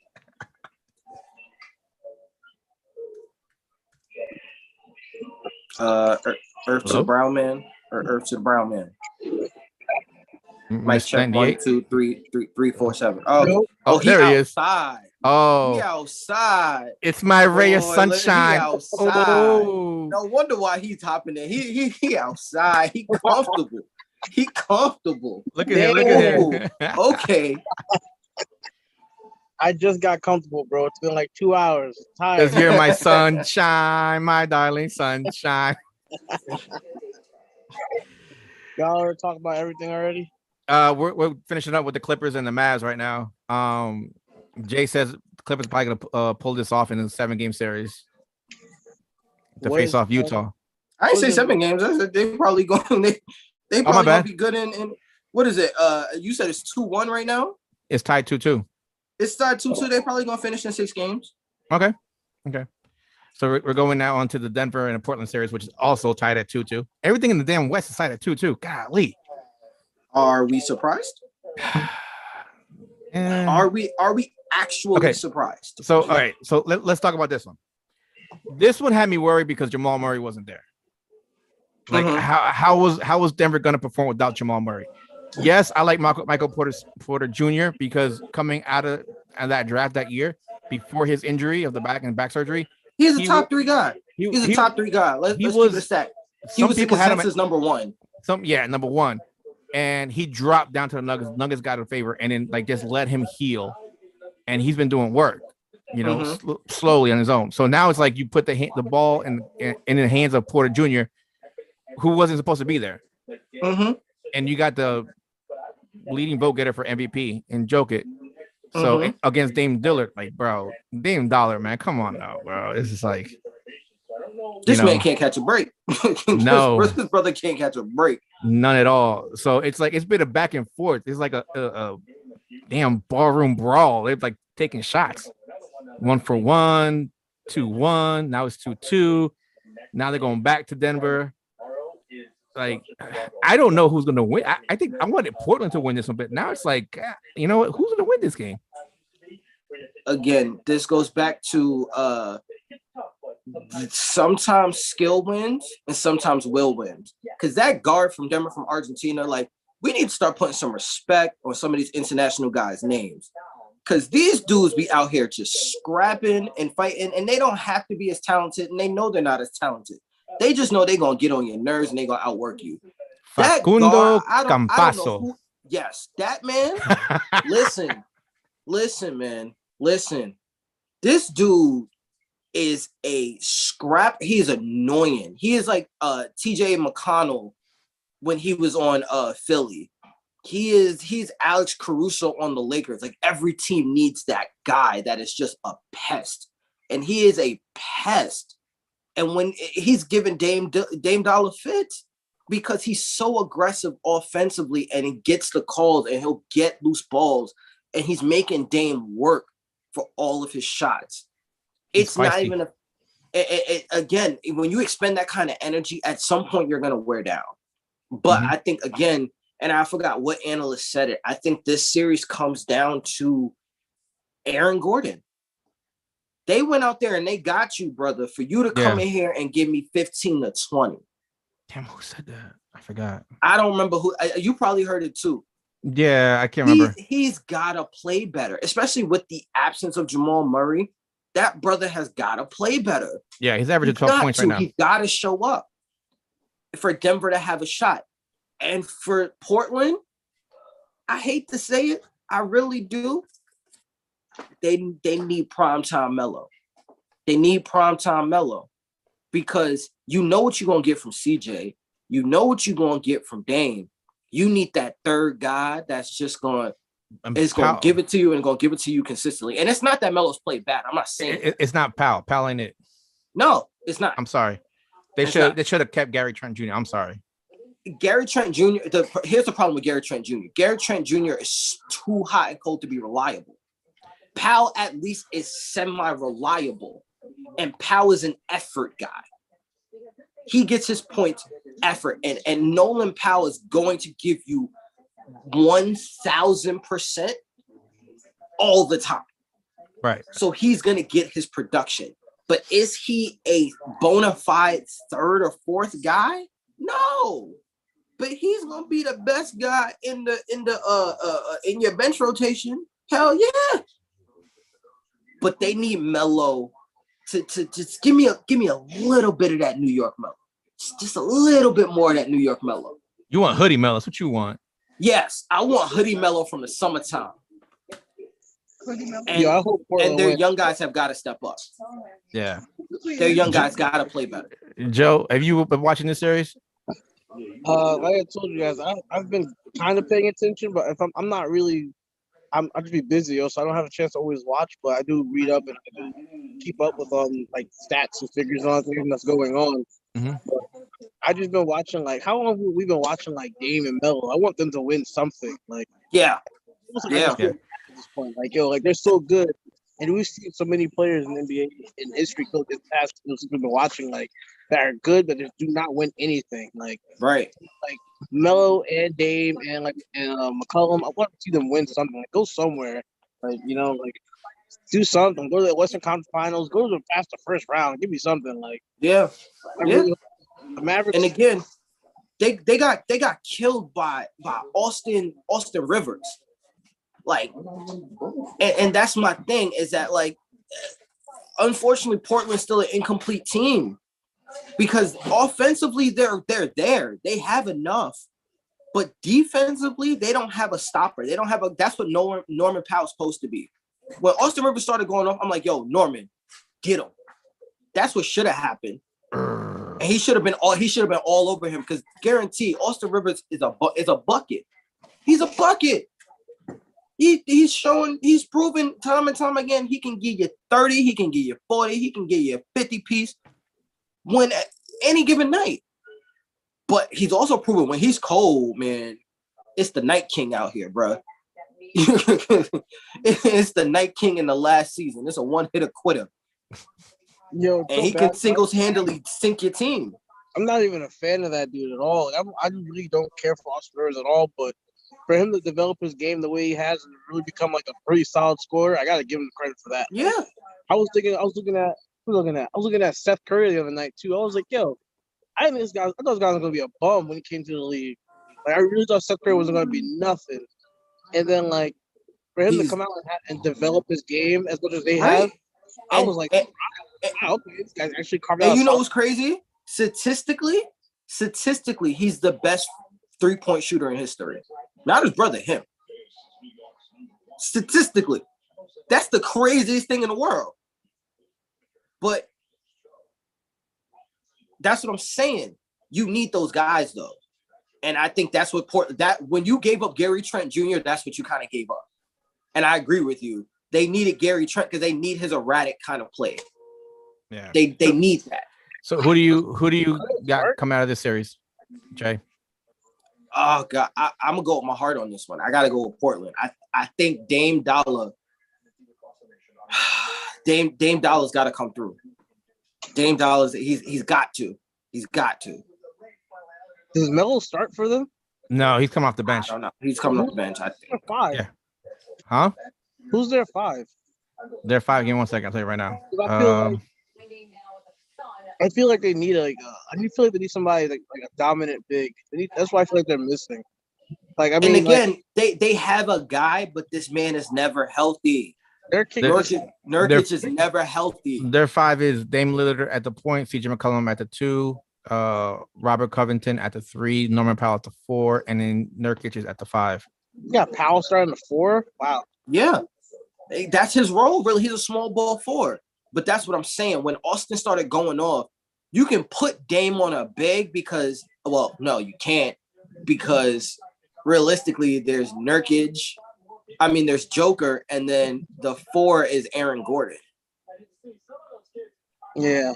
But again, you got to force – if that's the case, I got to force Aaron Gordon to beat me because if Austin Rivers is that hot, I got to put my best defender on him. And I'm sorry, Aaron Gordon hasn't made that he hasn't evolved to the point where I trust him. He's a glorified Shawn Marion. That's what he's a glorified Shawn Marion. I wouldn't even say that because Shawn Marion can at least shoot and play some defense.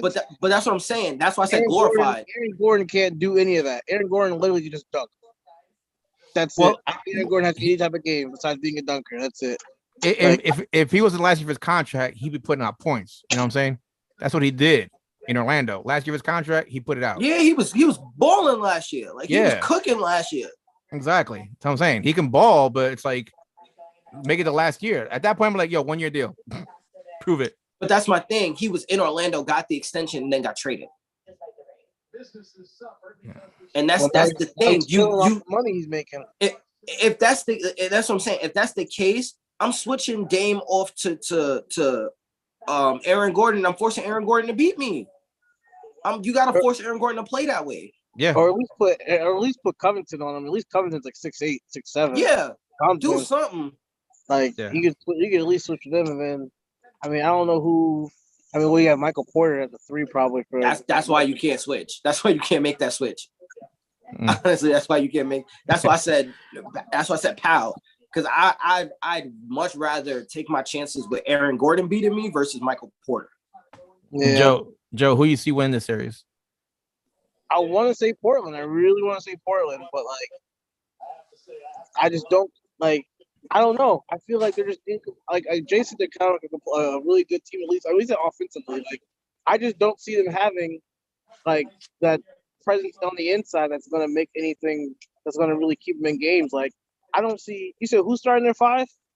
Nurkic, Powell, Covington, McCollum, and Dame. The Joker's is going to have his way with anybody because I really thought Nurkic was going to be another Joker. I thought there was going to be 2 big guys in the West killing.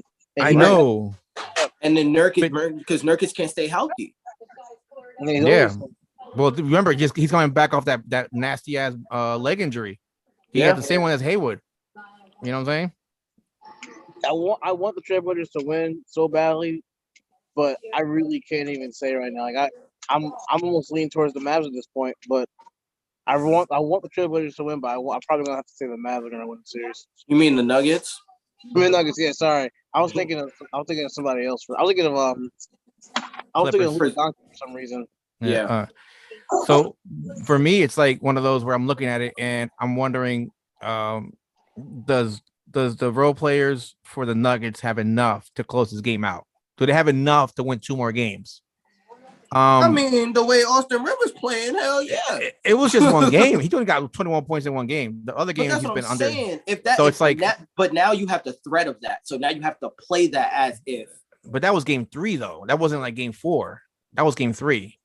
And Portland just won Game 4. I'm assuming. Yeah, that's what I'm saying. Right. It's like if the Nuggets role players outside of Jerkic, and that includes Michael Porter Jr. right now, if they can actually help him out and give him some point productions, they can win this series. But the thing is, can they do it, and for how much, and for how long?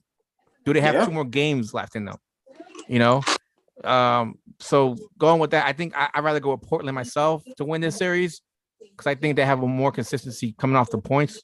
It's just their defense has to get better in order to shut down everybody else on that Nugget side. So I got Portland winning this one in it's 6, maybe 7, but we'll go with 6. And the next one is the Suns and Lakers. It's also tied at 2. Davis didn't play Game 4. Not sure how long he's out with that groin injury, but he also has like a knee injury as well too before that one that it didn't take him out, but now you got 2 injuries you got to nurse. What are your thoughts on this series and this one? Okay. It again, the Lakers rise and fall based on Anthony Davis. And that's why LeBron went out and got Anthony Davis, because he figured a young guy like that with that kind of skill set and that kind of production can supplement what LeBron can no longer do. But he's fragile. And that's unfortunately, and again, I can't 100% blame him because the way the schedule was set up, it was trash. It did the Lakers no favors whatsoever. So he's been hurt off and on because of how little he's had to recover. He's had no time to recover whatsoever. So don't forget Chris Paul's hurt too as well. Again, like always, he gets hurt. Yeah, but Chris Paul's injury, honestly, is not to the magnitude that it would take him out of games and make him ineffective. Like when he first got hurt and he couldn't dribble the ball, that was one thing. Right. Last night, he was all right. He wasn't Chris Paul, but he was all right. And a 40% Chris Paul is better than a 0% Anthony Davis. That's just basic math. So if they can't get Anthony Davis back, it's back to Malibu Beach for y'all. I'm sorry. It's back to Malibu. If they can get Anthony Davis back, yeah, in 6. If they can get Anthony Davis back, then it goes to Game 7, and no one wants to see LeBron in a Game 7. I'm gonna leave it at that. Yeah.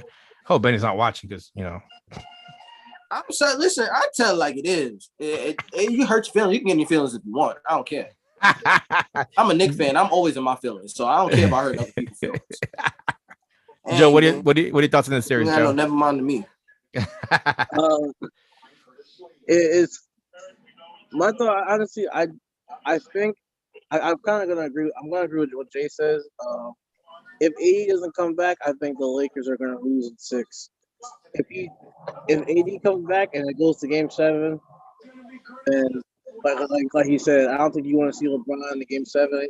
LeBron was over there having fun, like when he ran into Crowder and flopped his laughing, like he's having fun messing around and everything. But if it goes to a Game 7, like serious LeBron's gonna come out and he's gonna start shutting shit down. Like he's gonna at least do what he has to do now. The rest of his team shows up, who knows? But he's gonna at least show up for Game 7. Yeah. But if AD don't show up, I think the series is over because everybody else went to the Lakers. I mean, like they made a big thing to get Andre Drummond, and I don't think Drummond's really done much since he's even been there. No, he's like a negative. Yeah, on the floor. Exactly. He do anything for them. So I mean, like, can't even say they really have much of an inside presence. And with somebody like DeAndre Ayton on the inside, you need somebody to go against them. Now if AD's down, and he's cooking. Like, yo, he's balling. Like, people are not giving that man enough love. Oh, DeAndre? Yeah. No, yeah. Give that man some love, man. Like he's cooking. He's averaging a double in this series. Yeah, he's cooking. I'll just say that. Yeah, a double. You got everybody else the Suns are gonna get. I mean, you got Book, and I mean Book gonna be Book. Yeah, Book's gonna drop points on you regardless of whoever's on him. Like, and then I mean you got Chris Paul facilitating the whole thing. I mean, the Suns got pieces. So I mean, they got people like I was talking to Benji the other night about like dude Jake Crowder, and I know he was upset about the whole thing with Jake Crowder and LeBron getting into it. I was like, that's what Jake Crowder does. That's his role. That's his role. Mhm. That dude is a bully. He's gonna piss you off in your face. He's a dirty player. He's an asshole. That's what he is. He's a taller Pat Beverly. Yeah, Nah, he's a taller Marcus Smart. It's like you're gonna have because Pat Beverly is just a pit bull, and he gets under your skin, but he doesn't give you much else. Marcus Smart will still give you 15. And that's what's annoying about Marcus Smart is he can do all that stuff. He'll take charges, but he'll still knock it down in your face. Yeah. Crowder will still give you 12 to 15 a game, and he'll still piss you off on defense. Yep. And do it without fouling you. Yep. He'll get in your head and piss you off, and once he gets in your head, you're done. Like, so like I said, I think if AD don't come back, I think the Suns got it wrapped up. Like I said, it's Malibu for y'all, bro. And that's the thing is like Ayton's been putting in work, and AD will be defending him. They'll be switching him off, but like he's averaging a double, bro. And you don't have AD in there. You got to rotate. You got to rotate that front line between Drummond, Gasol, Harrell, Markieff Morris. I'm like, good luck. Having those guys like trying to contain him. Yes, Ayton is mobile. Gasol is not. Has a little jump shot. Drummond is not. So now you got to have Montrezl Harrell, who is a great bench guy, but he's getting smoked. Yeah, he's gonna get smoked. Yep.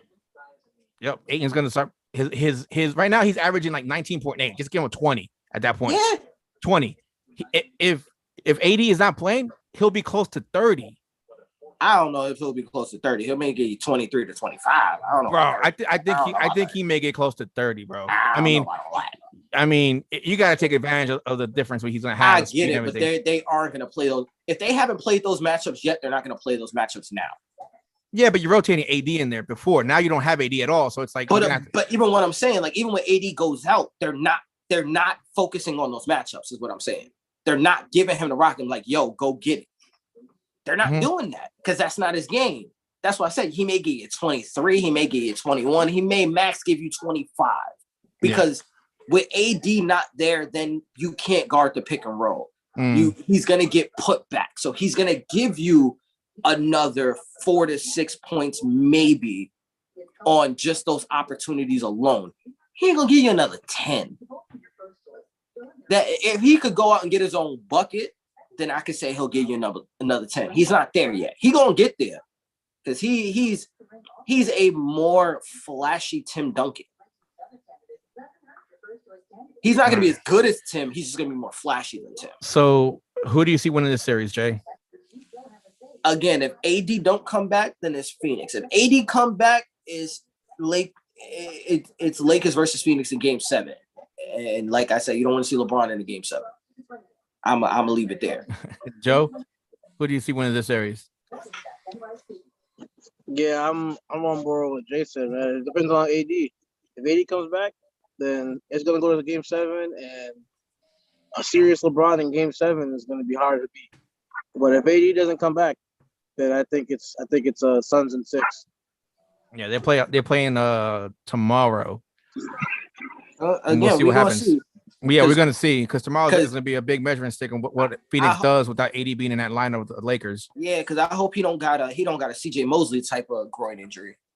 Yeah, I haven't heard anything yet come down to that. But I also agree if AD is out, it's Phoenix in 6 games. You know what I'm saying? If somehow the Lakers get it to Game 7 even without AD, that's gonna be an interesting Game 7 to see. You know what the Lakers can do. And how LeBron's going to try and carry that team in Game 7 without AD. You know, so that will leave us the conference finals. That matchup be in Portland, and because we all say Portland, you know, Portland and Phoenix, which should be a good one too, as it is. You know, it's going to be a shootout right there. Again, I think Phoenix takes that one. Oh yeah, but it's gonna be a shootout. It's gonna be a high scoring game. I mean, over 100 in each game. No, let me not discount Portland because Dame versus Chris is gonna be fun, but I don't see Dame getting rattled by Chris's antics. I don't. And then you got CJ and Book. And Book's 7 out of 10 times Book's gonna win that matchup. But them 3 times though, CJ can get off. Ooh, that's dangerous. That's dangerous. Yeah. And they only need him to go off twice, really. And then there's Melo versus, I guess, Mikal Bridges. I'll take Melo. Food. It's macaroni and cheese out here. Melo versus any one of them other defenders. It's against Jager. It's macaroni and cheese out here. Mm-hmm. Throw some bacon and some Cajun seasoning on that one because Melo just gonna be out here cooking. And then you got Ayton versus Nurkic, and I think that's the X factor in that matchup. That could be Ayton's coming out party. Mm-hmm. Truthfully, that could be Ayton's coming out party because if I'm free agents and Ayton goes off, and now you got Ayton Book, you can get Chris Paul, you can get another Chris Paul. You might got a shot. You might have an outside shot to win the ring. Mm-hmm. Just saying. Yeah. All right. Now, what everybody's been waiting for. Oh boy, here we go. I don't even remember what this next matchup is, but okay. No, not the matchup, the conversation. Oh wow. If y'all haven't been paying attention, so there's been some fan incidents regarding players.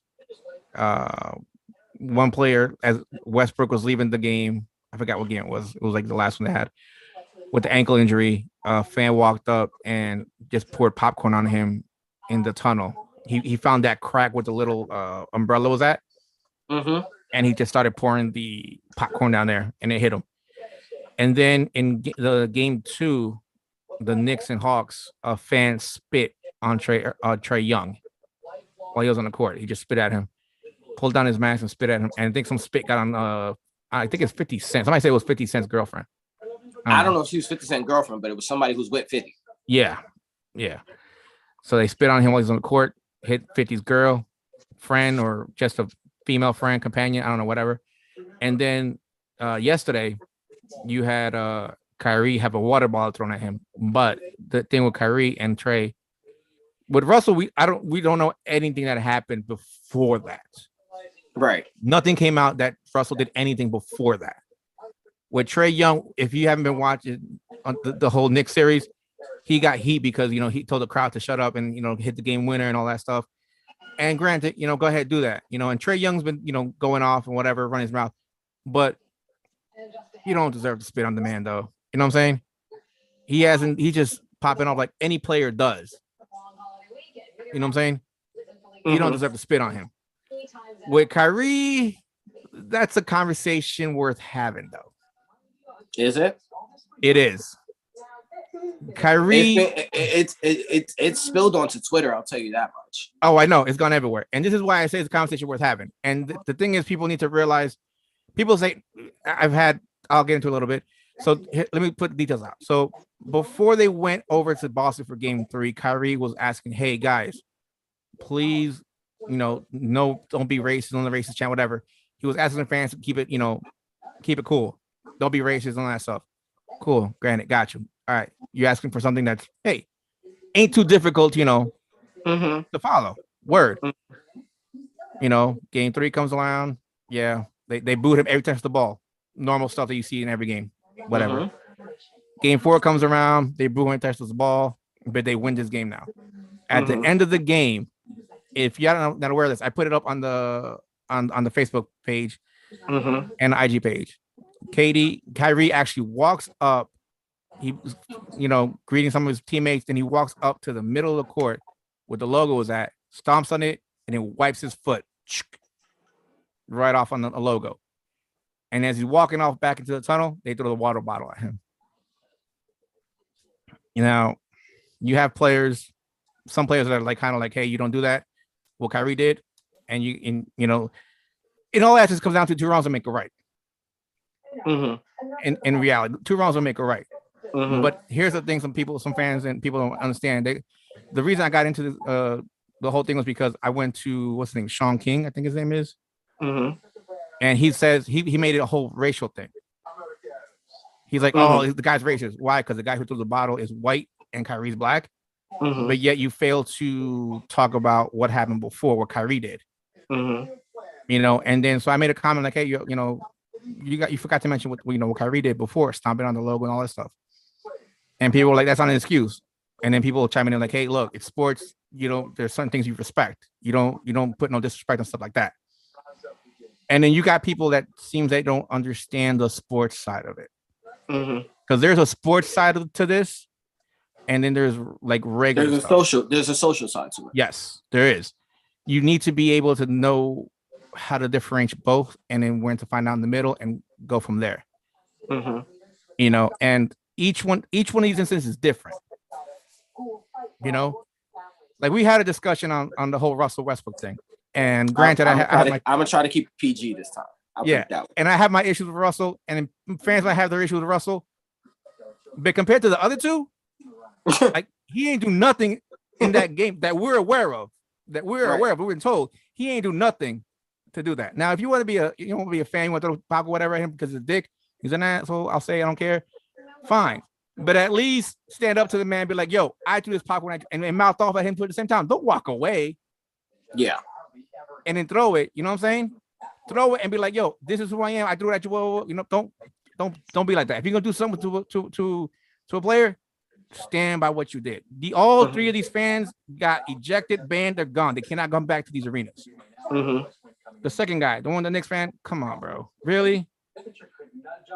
I'm gonna let you finish first. Yeah, like you're gonna let what Trey did in the heat of the game like bother you? Like, bro, you was not been there when Reggie Miller was there. You know what I'm saying? And those heated things. You must have not been there when Michael Jordan was there or Scottie Pippen. You must not have been there during the Heat rivalry back in the day with Pat Riley. You know what I'm saying? And then you have Kyrie, which is, how can you go in there, ask people to be like, yo, let's keep it cool. You're going to just don't be racist, whatever. And then you're going to do something like this after the game because you won. And then you really expect people not to be okay with it when you already know that environment is toxic towards you. Everybody knew that. You knew it. Don't do something stupid like that. To me, it tells me like, bro, you can't, you're pretty much a hypocrite.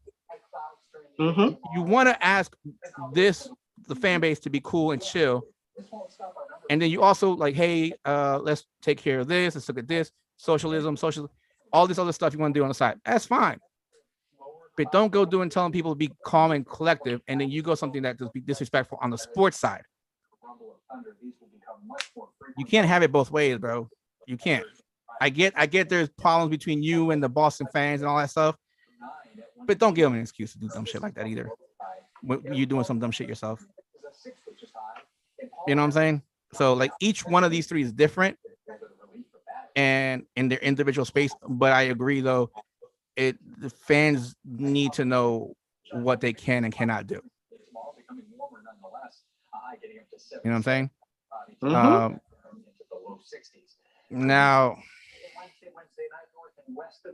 going a little further than this, it was like outside of what we've seen here in the last few days, outside in the world, like there's been a lot far worse has happened.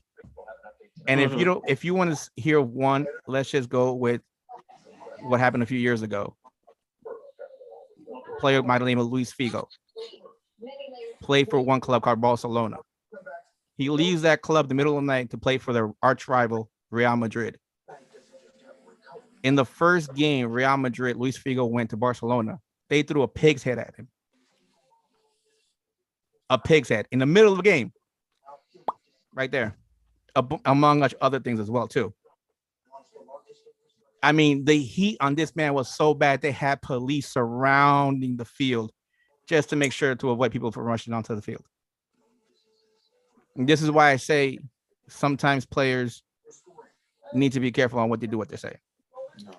Fans are very sensitive, if you want to call it that, when it comes to their teams. They're loyal. You know what I'm saying? And they put their heart out there and everything. And when you do stuff or you say something towards them, some fans take it over, some just, whatever. You know what I'm saying? It's just, you just don't know who you're dealing with. So you just got to be careful sometimes. So I'm gonna just leave it at that, and then I'm gonna let y'all go off on what y'all got to say. Jay, you want to go first? No, I'm gonna let Joe go first. You gonna let Joe go first, Mr. Yep, 98? I'm gonna let Joe go first. I'm gonna let Joe go first. All right. So I don't know if I should break it down like case by case or just kind of a general thing because so like the whole thing with the Trae Young thing, yeah, that shit to me is like way out of line. Like regardless of what's going on, like you said, it's basketball. Regardless of what it is, it could be it could be any sport. It could be basketball, it could be football, it could be anything. People, go at each other all the time. People talk shit. People hurt each other, blah blah, whatever. You're in the heat of the moment, in the heat of the game. People, you put the passion on that stuff, and like at no point is it ever for you to spit on somebody. Like I know you're a fan and everything, but there's no justification in my opinion for like, especially since you're not a player. Like you're a fan sitting watching the game. There's no way, like, there's no way that you should be like that you should be allowed back into a stadium or whatever, or arena, wherever the event is, wherever the sport is, if you're still a fan. So that whole thing, like, I'm sure they caught that guy or whatever, he's banned. That's good. So that, to me, like, that's gonna be. I mean, that should never be tolerated. It's like you can't really stop somebody, I guess, from spitting if they were to spit. The Russell Westbrook thing, another thing. It's like that's another incident. Like, regardless if you play or you like to play or whatever, like if you hit the guy, like okay, you might hit the guy. There's so many people in the NBA that I grew up watching that I hated and didn't ever want to spit on. You know what I'm saying? Like even when I played football or even when I played football in high school, I had other teams that we played against in football. I hated. I didn't spit on them or spit in their face. It's just a respect thing. Like I may hate who I'm playing against, but like whatever. Like, it's part of the game. We win, we lose. Like I'm not ever gonna spit on this person. Like it's just because if I spit on that person, whatever happens to me, like I deserve it. So if I spit on somebody, he knocks me out, I deserved it. Like the popcorn throwing thing. Like the thing, like if you're that fan, like if you know what you're doing is a calculated thing, like yo, I'm that guy walking up the court, I'm throwing popcorn at Russell Westbrook. People are gonna peep it. Somebody's gonna peep it. Like be prepared for whatever happens. So if that freaking like what happened with the Pacers and Detroit happens to you, Russell starts whooping your ass, and you deserve it. Like I'm sorry to say, you deserve that shit. If you ever think it's okay to throw food like popcorn, a hot dog, a hamburger, a beer, whatever, in somebody's face or some shit like that while they're going off the court, then whatever happens to you. You get attacked. Like, sorry, you picked the fight. Be ready, like be prepared. Like I was always told never start a fight, but always in the shit. So I'll never start it, but like if somebody starts with me, I'm in the shit. So I mean, on that count, cool. Like that guy, he got banned, and that's fine. The Kyrie thing to me, like what Kyrie did, like, and I know again, fans and even former and current players are all like, they're separated. I know you put something about KG's response to it, as far as like nobody's going to talk about this. Like nobody's going to talk about him stomping on the logo. Like you don't do this, certain you don't do. It's a sign of disrespect. Like, and it definitely was like he didn't have to do what he did. Like obviously he did it on purpose. He was walking clearly fine and regular, and he was dapping all his teammates up after the game until he got to the logo, and then he stomped on the logo. You can see him stomp and wipe his foot off on the logo, like y'all ain't shit, whatever. Like so when he was walking out again, a fan threw a water bottle at him, and then tried to feign like it wasn't him, and be like, "Oh no, it wasn't me," and tried to wave it off like he got caught. Now, again, like what Paul said, I do agree with. Two wrongs do not make it right. What Kyrie did, he should not have done, because if you look back on other sports, other people have done that shit. It's led to altercations. Now, he did that shit after the Celtics were off the court, obviously. Because look at when T.O. was on the Niners, and T.O. scored a touchdown, and he ran to the star in the middle of the Cowboy Stadium, and the guy trucked him. Teague. He got attacked for it. Something I forgot. There was another one that happened. There's somebody. The Michigan versus Michigan State game.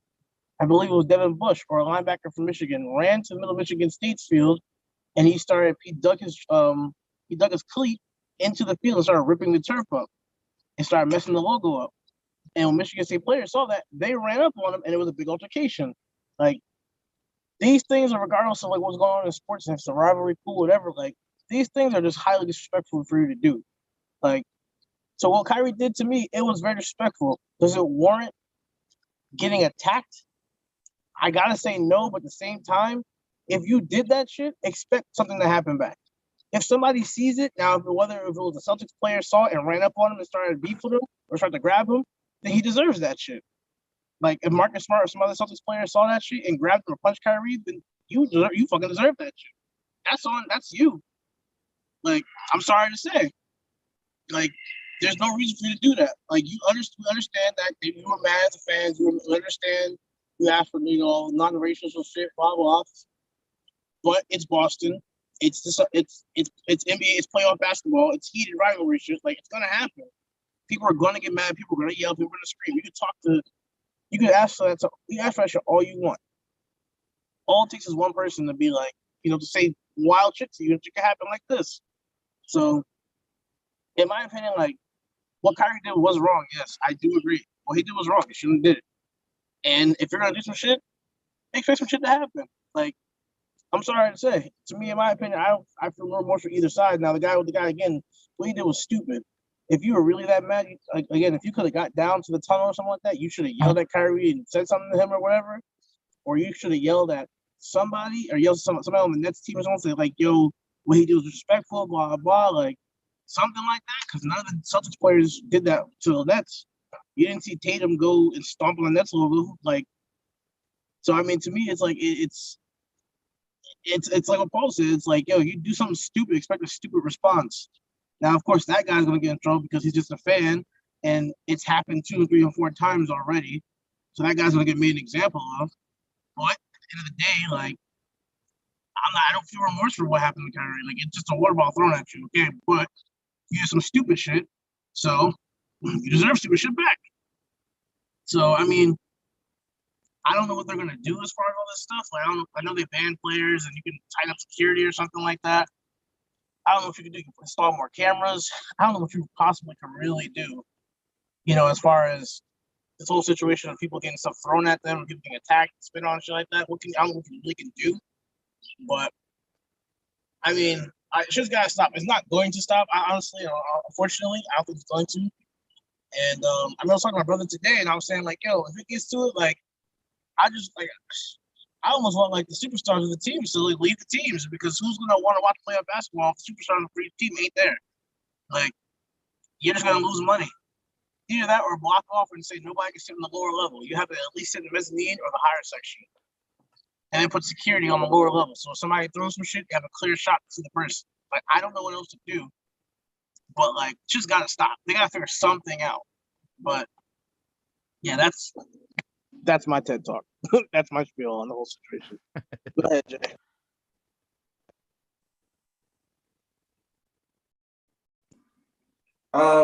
Here's my thing, and I think this has to be approached in several different ways, because for one, as fans, we're going to get angry, and I understand that. But we've gotten to a place in this country where if I don't agree with you or if I'm on the opposite side, there is no respect. There's no respect of differing opinions. There's no respect of anything. There's just, you're against me, so I have no respect for you. Therefore, I feel that I have the right to disrespect you. And that in itself is wrong. And that needs to be addressed. And in the sense that Kevin Durant says people need to grow up, in that sense, I agree with him. Because we've now gotten to a place in this country where you can't have a differing opinion or else things get taken to an extreme. There has also been a history of extreme racism in this country. Being that the players are African American and just about all the fans involved have been white, there is going to always be an element of racial tension. So that in and of itself presents one level of this discussion. And I think that is worth noting because, again, there's a level of privilege and a level of entitlement that certain people feel that they can do and say what they want, and they're not going to be penalized for it. And they need to be. And as fans, there needs to be a certain level of respect that you have for players. No matter what race, creed, color, if your team's losing or winning, there needs to be a certain level of respect, period. In terms of the Russell Westbrook situation, that one I see very much black and white. Russell Westbrook was being held off the floor after being hurt. And someone decided to disrespect and then cower. That, to me, is all of it. All three incidences. There is no excuse. There is no if, ands, or buts about it. There's nothing that you can say to me that would justify it. This incident in particular is ridiculous. And if what the players are saying is true, then yes, there does need to be some security. Yes, there does need to be stronger policies in place. And I believe that they have been put in place. So I think the NBA is making the right move on it. In terms of the Trae Young thing, I need for people to stop saying that it's New Yorkers that are upset. There was one dickhead fan that was immediately condemned by the New York crowd. So stop putting that BS out there. It is not New York. It is that one person.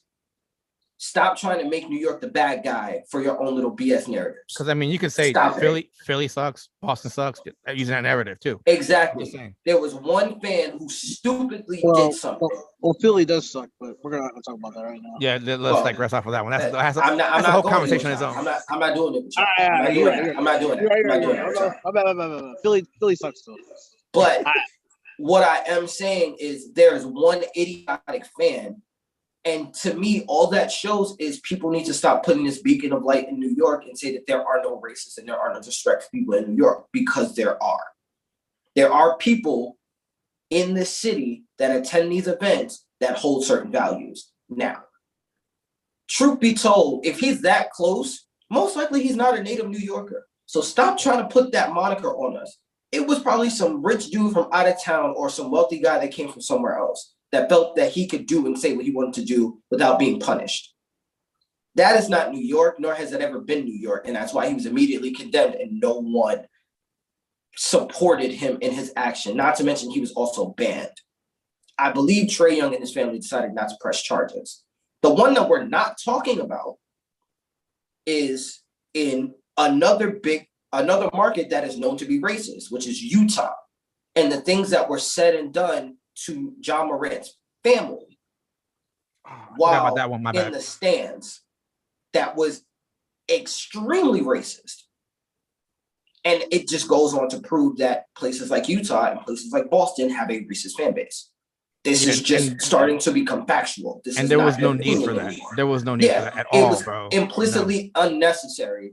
And the intimidation by use of racially derogatory language just needs to be wiped clean from this country.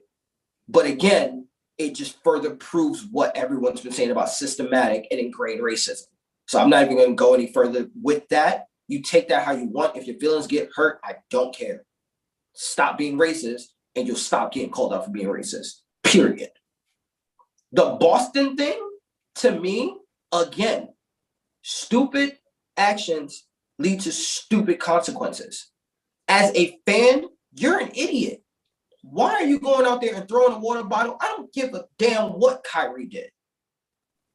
You are not in a position, nor are you in a place, and people need to stop acting like sports teams are, there's a certain inherent tribalism with sports that is cool, but people take it too far. Like this, your personality, your well-being is not defined by what team you support. Stop acting like, like I understand people who get angry about burning the American flag. I get it. If that were to happen and people got violent, I understand it. The man stepped on a court. Relax. The Celtics are not paying your bills. They're not helping. They're helping you get through trauma through entertainment, but that's it. The players getting upset, I understand, because there's a legacy there. There is a communal legacy. And in that sense, the players are justified to take action against another player. The fans are not. In terms of Kyrie doing what he did, all I'm going to say is look at Oklahoma and Ohio State. And I think we forgot about that little back and forth between Oklahoma and Ohio State. What happened with Baker Mayfield when he went out there and he planted the flag in Ohio State and they felt some type of way. And you're right, it was the Devin Bush incident as well. The players got even. It is the players' responsibility to have pride in that symbol, not the fans. And let me just say, sorry to interrupt you, but and now, what's his name? Baker Mayfield plays for a team in Ohio.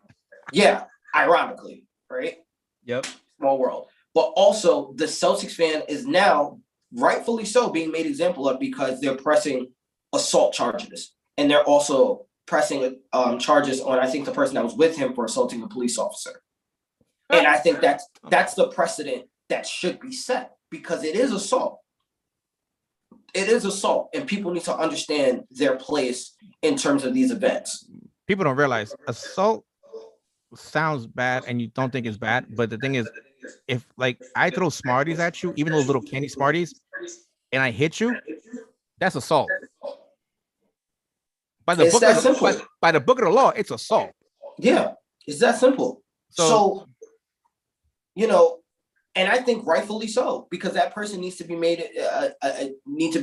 made example of, because this is something that as fans, I understand we're in a fever pitch of a political climate now, especially with COVID, especially with everything coming out. People are just starting to be able to come out and they're starting to show their uglier selves because they've been trapped inside for so long and they've been told that they can't do and that they're limited in certain things. So now they're starting to react in very anarchist, unjust type of behavior. But at the end of the day, you're an adult, you're a human, you make choices. Choices have consequences. People need to relax with the fact that they think that just because they're angry, they can just react and do whatever they want, especially against people of color. It reminds me of, I think it's RoboCop 1 or 2. I can't remember, when like RoboCop is fighting that one robot and they got the CEO saying, behave yourselves. Like they need to play that like in the arenas every time, like every so often, like they're telling or they need to let players just beat the hell out of one of these fans, like Malice in the Palace type shit. And that's what people forget. And then the reason that started was because some dumbass fan decided to throw his cup of, I don't know what was in there, but there was ice. It could have been water, could have been alcohol. We don't know. Right. Threw it, hit our definitely test. A beer. It was a cup, but there was, I'm not sure what was in there. Yeah, I think it was beer in the cup. Was it? Yeah, but he doesn't matter. He threw it. He hit him. He hit the cup and everything with him. Mm-hmm. Like, bro, what do you expect? You know what I'm saying? Like, right. The foul, whatever happened, the refs are there. Let them do their job. Yeah, exactly. You don't agree, but that's why you have a voice. Come at the ref, don't come at the player. That's why you have a voice. Yell. Get their ass whooped. That's why you yell. Personally, like, I'm not gonna come at the player. Trey is doing what he has to do for his team to win. And I agree with his mentality. He doesn't care about the emotion. He's playing ball. Yeah, and that's how he has to be, and that's fine. If you're gonna do something like that, at least stay in front of the player and be like, yo, I did this to you. Like, whatever. And then talk whatever, like, you know, say we'll meet you outside the parking lot, whatever. I don't care. But don't throw it and then walk away or pretend you ain't do nothing. Right. Be a man of your actions and stand by your actions. Like I said, if you're going to be a racist prick, at least be a bold racist prick. And people want to say that there isn't a color aspect to it. Am I saying that it is overtly and intentionally racist? No, I am not. I am not saying that. But in all three incidences, one person was one color, another person was another color, and one person felt that they could encroach on another person's autonomy. Someone in the sense that they wouldn't do that in the middle of the street if all things even, you wouldn't do that in the middle of the street. You're doing that because you know that this person is being paid by an organization that allows them not to react because they could lose everything. You lose nothing. Oh, you think And nobody's that's watching? why they're doing it. It is the power dynamic because, again, fans don't have any real consequences while these players have everything to lose. Because if Trae Young turns around and punches that guy can sue him for assault. Yeah. And Trae Young has everything to lose, not that fan. The fact that now they're prosecuting people for doing things like that, that gives the fans something to lose. And the kid that threw it at him was 21 years old. The loogie fan, at Trae Young? Or no, the water bottle? The water bottle with Kyrie. The kid was 21 years old. Oh, yeah. So his life is, if he's prosecuted to the fullest extent of the law and charged and prosecuted and found guilty, his life is pretty screwed. Well, more screwed than it would have been if not. So those are real long-standing consequences. The fact that up until this point, fans have had, oh, you get banned for life. Okay, how many more games is this person going to come to if they're not a season ticket holder? They're not losing anything by being banned from Madison Square Garden. Because they can Wells Fargo Center, wherever. Yeah, like they're not losing anything. We have to give the NBA and the arenas have to give the fans something actionable to lose. AKA, there needs to be charges. There needs to be charges. It's that simple. There needs to be charges in every case, every single time. Hey, and Dad. The NBA needs to prosecute these people to the fullest extent of the law. And the NBA needs to sue these people personally so that they lose the same or similar monetary value that the players would lose if they reacted. Dad, how come we can't watch the Boston Celtics play at home? Why do we have to go to New York to watch them play? Well, Timmy, I did something real stupid when I was 21. Or they'd have their kids be a fan of a different sport. Like they don't have to deal with those consequences just because they're banned from an arena. Like they don't. But if you prosecute them and you treat it as if it was, say, a hate crime, then that's a very different, outlook. And the optics for the players would show that you give a crap about player safety. Because what Russell Westbrook brought up about player safety is right. But I will say there is a certain element of street ball with what Kyrie did, where that's why I don't feel as bad for Kyrie. I think that there is a right and a wrong way to go about it. But if Kyrie, say, was, example, going to somebody's hood and doing that at somebody's hood park, we fight it. There's a fight that's going to break out. And it is what it is. Yeah. So Kyrie's protected by the veil just as much as the fan was.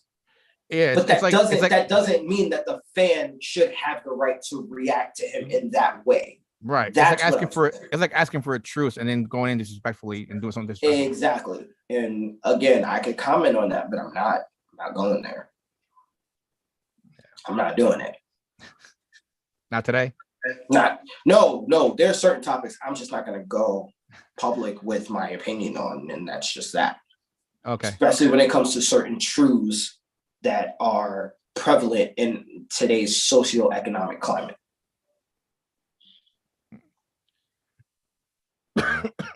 Sorry. All right. Well, there's that. That's our thoughts on the issues with the fans and the players, what the fans have been doing lately, being silly and throwing stuff at players. It's okay. You can call them immature and stupid. We ain't gotta use PG words. They was immature and stupid in all three cases. Yeah, and the thing with the Trae Young, the guy spitting on him, what makes it worse is because we're in the middle of this whole COVID thing still. Yeah, and you're making it bad. Look, and listen, and I get it. It's New York. You guys want to make an enemy of New York. That's how it's always been. That's how it's always gonna be. Mm-hmm. But that fan in no way reflects New York. Yeah, and you can't condemn a city for one fan. For that one person saying that, oh, New York is being disrespectful. New York's not being disrespectful to Trae Young. No. If we say the motherfucker balled in, but he got a soul pass like Manu Ginobili, he's balled in. That's facts. Mm-hmm. Trae Young sucks. That's a regular basketball thing. There are people that are nice as hell that everybody's like, oh, you're trash. You suck. That's trash talk. But in no way do we condemn, one, physical action, two, spitting on someone, because in no situation is spitting on someone not met with physical violence. I'm sorry. If Trae Young would have turned around and punched the dude in the face and 50 Cent would have stepped out the way, I'd have pulled my girl and be like, yo, did he touch you? Did he spit on you? She said, yeah. I'm beating his ass with Trae Young. We both beating his ass. Mm-hmm. It's just that simple. You don't spit on people. Nope. We learned that in freaking pre-K, kindergarten. You don't spit on people. Nope. Period. That's a fight automatically. And I get it. Trae Young is so locked in on basketball and doing what he's paid to do that he's the type that's like, you know what? Whatever. That's how it's always been for me, because the college environments are like that. But that's more indicative of the NCAA and what they allow versus how players should expect to be treated when they go into cities. I get it. There's an old mentality, the same way that the WWE Road Riders of the 80s and 90s, when you throw stuff at people when they're the bad guy and it doesn't faze them and blah, blah, blah, blah. That mentality no longer exists. We need to stop acting like that's supposed to be normal and that's sports. No. Because at the end of the day, if a player turns around and knocks the hell out of somebody, we going to blame the player, real call the player a bad person. But the fan never gets any smoke. The fans deserve just as much smoke as the players for doing dumb things and acting in a violent and disrespectful manner. Period. Period. Start a new sentence. Kyrie was still dumb as hell for doing that. And if he got cracked by Marcus Smart the next game, I would have no feelings for it.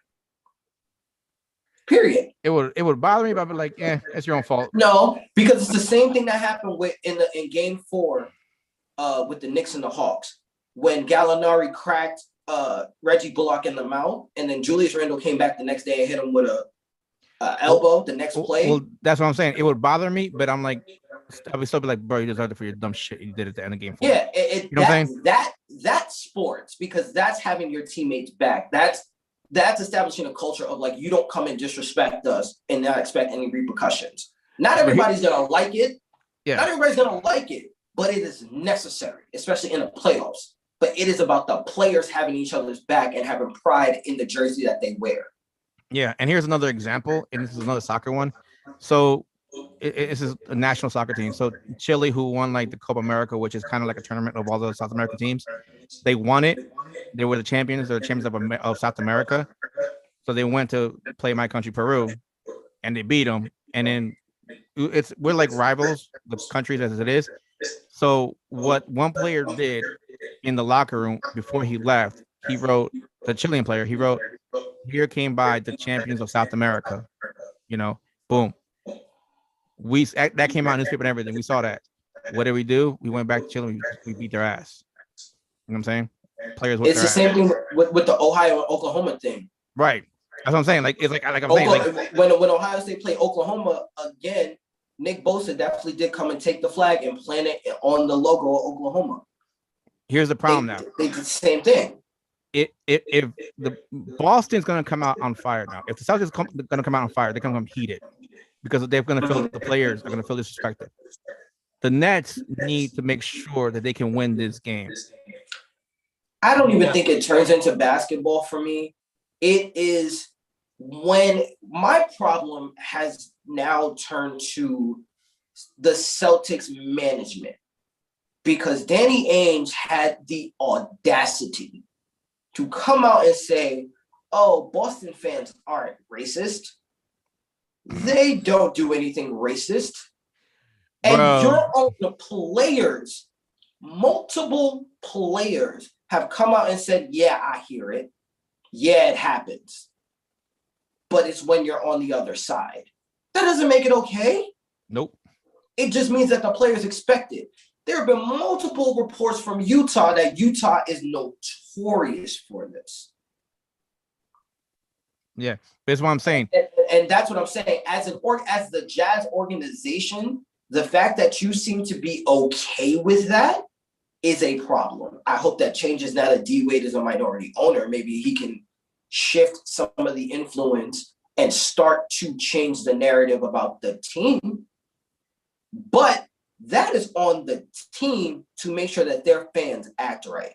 And that at least when they don't, they come out publicly the way many of these teams have. So I give them a nod for it and condemn these type of actions and continue to perpetuate a message of sportsmanship and all that other stuff. Let the players handle the beef. If the players handle the beef, and yes, there are the super fans like Spike Lee and Drake and all those guys that are going to talk trash. Let it end there. Don't get to a point where we have to get back to a culture where Malice in the Palace is not a one-off situation and it becomes the norm. Because then sports is no longer enjoyable. And then now you have to go back to where they've said that they can still make money with empty arenas. So now you start having empty arenas, or you don't have access to players in the same way, which is the backbone of the NBA experience, is that players are accessible to fans. And here's the thing, like you were saying with the stars and all that stuff, Drake and Spike Lee can go off and pop off because they know some of these players, if not all of them already. So they have a little like ability to pop off and then jabber jaw with them and no problem. You know what I'm saying? You don't know these guys. You don't know these men. You don't know the players. You don't know the celebrities that attend these games. For all you know, they probably had dinner the night before. Right. Or they're having dinner after the game and they're just going to laugh it off. Like, bro, you beat my team. Gah, or my team beat you. Like, whatever, you know? You don't know. And for fans to think that they can do the same thing and pop off the way celebrities do with athletes is not the same. You cannot do that. It's not. You don't know these people. You don't have the same accessibility. Just because you feel like you know them, it's the same thing with social media. Just because you feel like you know somebody doesn't mean that you know them. Just because they follow you. Just because they follow you doesn't mean that they have access to you. Or they have access to what you show them. Mm-hmm. Or you have access to what they show you. Like that doesn't make them. That doesn't mean that they're willing and open to your criticism, your disrespect, your opinion, or anything like that. And I think that's a problem with society in general.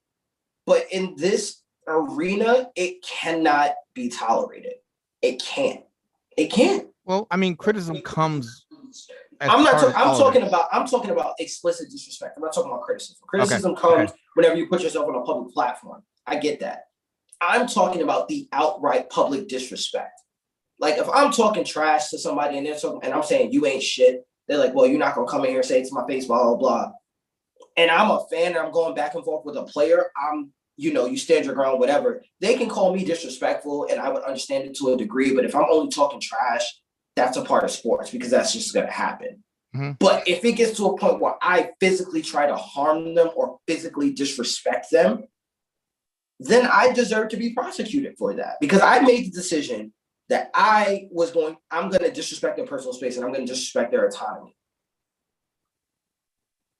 And that in any arena is punishable by law. Period. The law doesn't change because it's sports. It doesn't. Like it's really that cut and dry for me. Yeah. Now, do I want Marcus Smart to knock the hell out of Kyrie when they go back to Brooklyn? Absolutely.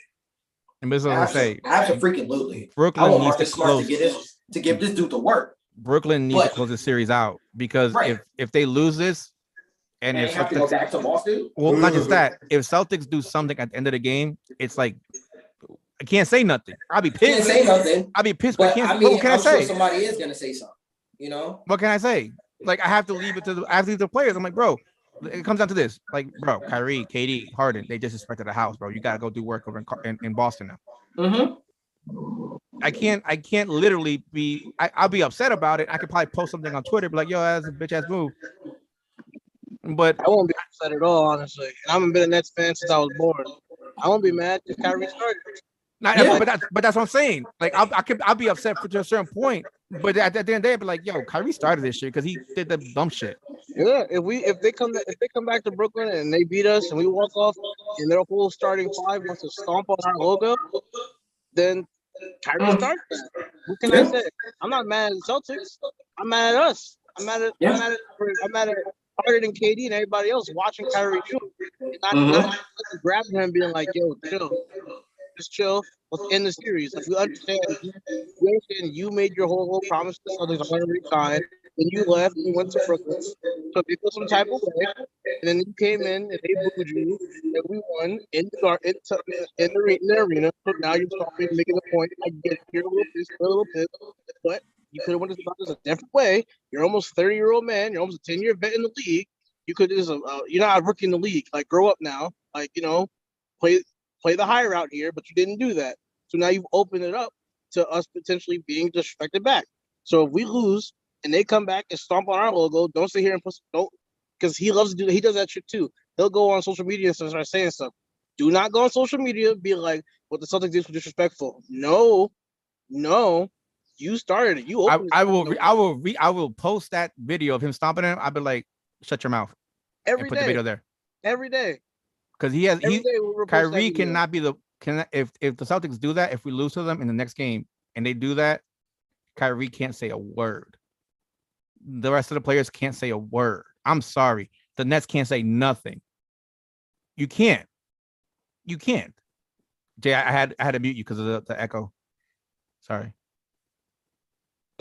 Well, again, other players didn't condemn him either. Nobody else said anything. So, I mean... That's what I'm saying. Nobody can say nothing because nobody has said anything to the Kyrie. So it's like, you're just as liable as he is. Yes, he did the foot stomp, but you ain't do something. You ain't say nothing either in public or anything to say, hey, look, yeah, what he did was wrong. Nobody said that. Maybe they thought nobody saw it. Yeah. Maybe they're like, maybe nobody saw it. We don't know about it. Like, all right, the video's out there. Say something. Say something. Maybe, at least maybe he thought he was low and nobody was recording that, but you got caught, Playboy. Bro, nowadays, like I tell my son, you have to go with the cameras are always on. That's what I'm saying. I understand that. You have to go with the idea on. somebody's always. If you're an athlete and you have fans, you got to have the mentality that somebody's always got the camera on you. You know what I'm saying? I mean, look at Mark Sanchez. How many times have there been players, NFL players, that actually ate at the sidelines? But Mark Sanchez was the first one to get caught eating on the sidelines, and people made a big deal about it. And then, like, I forgot who it was. They're like, no, I used to eat too. Well, how can we see you? Because y'all ain't see me. Y'all ain't have the camera on me.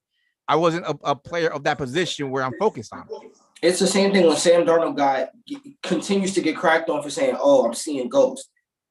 Anybody who's played the position knows exactly what he means, and they've said it probably before, but he was mic'd up. And then the station decided to air it. And I think there was one former NFL player, quarterback, that said it. He was like, yeah, and when a quarterback says that, it means this, da da da da da da. Like, he gave explanation what it meant, because he's like, I've been through it, and other people said it too. This is what it means. And it's a normal thing, but like you said, he just was mic'd up when it happened, so it gravitated to something else. Perfect example, and I know Biddy would probably agree, Eli Manning. Towards the end of Eli's career, like, after he won those 2 Super Bowls and everything, towards the end of his career, my man had no O-line in front of him. He had no run game. Receivers were constantly hurt. He had terrible coaching. My man had, I think it was an average of 2.4 seconds to throw the ball. The average in the NFL is like 3. He had maybe 2.1 to 2.43 seconds to throw the ball. So when you snap the ball, you take your 3 drop back steps, you're already at 2 seconds. So if you're not getting the ball off in a 3-step drop, Eli was immediately dropping to the ground when nobody was around him. But he's so messed up mentally from the past 5 to 6 years of no pass protection or no running back that can guard on linebackers blitzing, that once he knows in his internal clock, it's been 2.5 seconds, I have nobody open, I'm about to get sacked. He just will drop to the ground. Well, that was David Carr too. He would just drop to the ground, and somebody would come in and just walk up and touch him, and he'd be down. But his internal clock was so messed up. Yep, like, that was David Carr. That's what messed up his career with Houston. Yeah, that shit's real. Because you're tired of, 15, 16 years and just getting blasted by linebackers and 300-pound men and slamming onto you and slamming you to the turf every play. So the last 5 years, we had the worst offense in the league. He's getting slammed to the turf. You got tired of it. So you know, like, I got to get the ball off in 2.5 seconds or I'm dead. So he knew, and there'd be times where he had more. There'd be times where I'm watching the game, and he has more time. I'm like, what the hell are you doing? Just drop to the ground. But I gotta remember, my man mentally is screwed. He's mentally screwed up. That junk is real, man. It really is. And again, a guy like Sam was made to be an enemy or made to look weak because of that. So knowing that the cameras are always on you, now Kyrie looks like a hypocrite. To bring it back, Kyrie looks like a hypocrite. So now anything he decides to say at this point is null and void, because what he said coming into Boston was absolutely correct. And I agree with Jaylen Brown, where it's not that he said anything wrong. It was just the timing was very strange and the timing was bad. And then you turn around and do this. So that sets your message back. Your message is going to fall on deaf ears now. Yeah. But all of that being said, it does in no way justify what happened after. But it does justify if the Celtics players come back and beat his ass. That's justified, 100%. The fans doing it, the fans taking it into their own hands? No, not at all. Not at all. You are a spectator, not a participant. You spectate. That's it. Mm-hmm.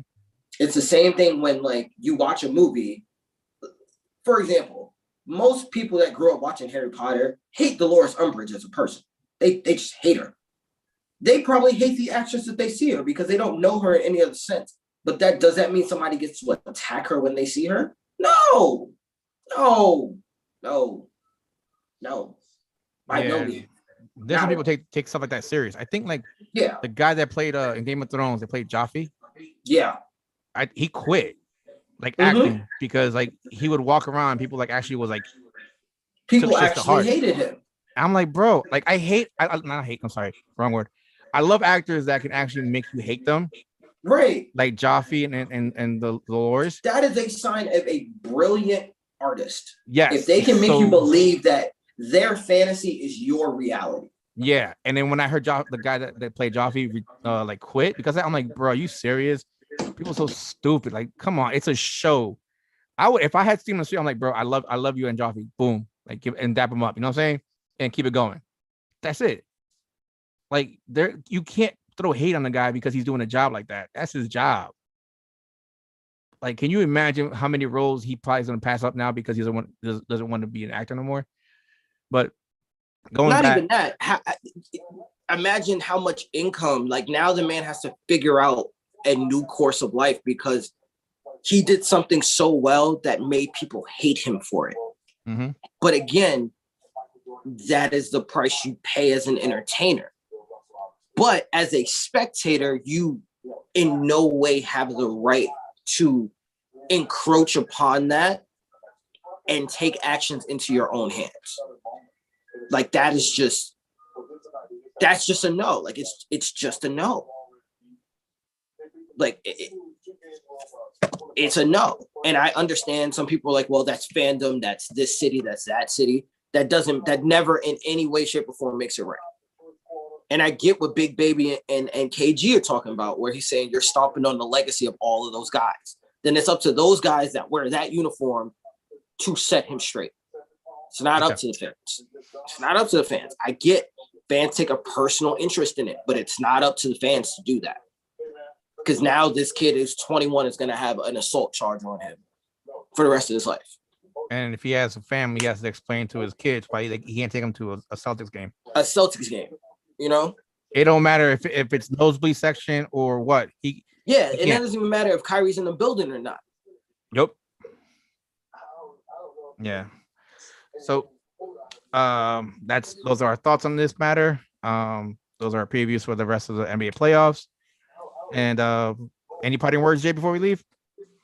No, I mean, everybody just needs to be better. That to me, I think universally as fans, we need to be better. And it's that simple. It's all fun and games when you're talking trash and all that other stuff. And if a player comes out you on Twitter, then by all means, we need to be better as fans. And in some cases, I will say some cases, players need to not be so damn sensitive. Because if you was in a park and you heard somebody saying that, y'all just gonna get it going, or either y'all gonna talk trash and you're not gonna say nothing, or y'all gonna talk trash, y'all gonna fight, and y'all gonna keep it pushing. It's that simple. You keep saying, "Oh, you're not gonna say that to my face." Yeah, okay. I guarantee you, there's a good amount of fans that would still say that to your face if you was out in the park. You need to not be so sensitive. Period. But in this case, there's nobody in any of these situations where that applies to, in any way, shape, or form. Joe, any last words? No, Mr. 98% got no words. Silence. I got nothing. It's been a Wow. long day. I got nothing. All right. I'm pretty much gonna say parting shots on this one is I get it. It gets heated. I get it. We've been at home for over a year already, and we haven't had live entertainment. You know, been able to attend any events in person for over a year. You know, we love our teams. We root for our teams. We pay our hard-earned money for these tickets to watch our team win the games. But remember, keep it to your seat, meaning yell at the players, taunt them, do whatever you want to say. Keep it to a certain extent. You can curse at them. You know what I'm saying? That's up to you, but make sure you keep it clean aspect of don't be racist. You know what I'm saying? Don't do that. That's going too far. You don't like the guy's haircut? Fine. You don't like his haircut. You don't like the way he plays? Fine. Whatever. Say whatever he says. Keep it to the player themselves. Don't bring their personal lives into it. Don't bring race into this. It's you and the player and the team they play for. Keep it at that. Keep whatever you got in your hands in your hands. Don't be throwing nothing. Whatever you got in your mouth, whatever gum or spit, whatever, keep it to yourself. We pay our money. We watch the tickets. We cheer, we boo, we jeer. But we don't throw things, especially at players, no matter what. They stomp on the court, fine, whatever. Go after your own players to go after him. You don't like the way somebody shut their entire stadium down for a shot? Make it loud. Don't shut up. Why you shut up when he made that shot for? I get it. It was your shock surprise. Get your team back up. We are at a point where we're finally able to go to these events. Don't ruin it for everybody. You know, I had to go. I went to the Nets Raptors game. I had a good time. I just didn't like the way that some lady kept asking me to put my mask on, even though I was trying to eat my dinner. You know, but still, I enjoyed it. And I'm sure a lot of people are enjoying the ability to go to the games. And now a lot of the places are opening up 100%. Remember, everything got shut down because of one player. One player. NBA season was shut down because of Rudy Gobert once he got tested positive.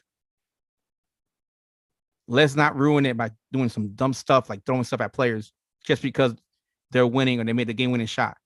It happens. It's been happening for years, and it ain't going to stop. So with that, we're out. And stay tuned. Starting 11, Cup America. Court Kings will be back for some more playoff analysis. And then Nosebleed section is going to get ready for the preseason and the camps. They're keeping an eye on the Julio Jones situation.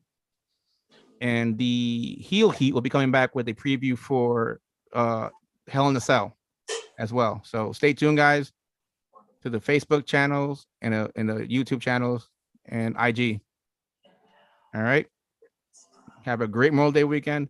The last day of Memorial Day. Thank you to everybody who served for the country and everything that they gave us in their time of service. And with that, sports market analyst Court Kings is out.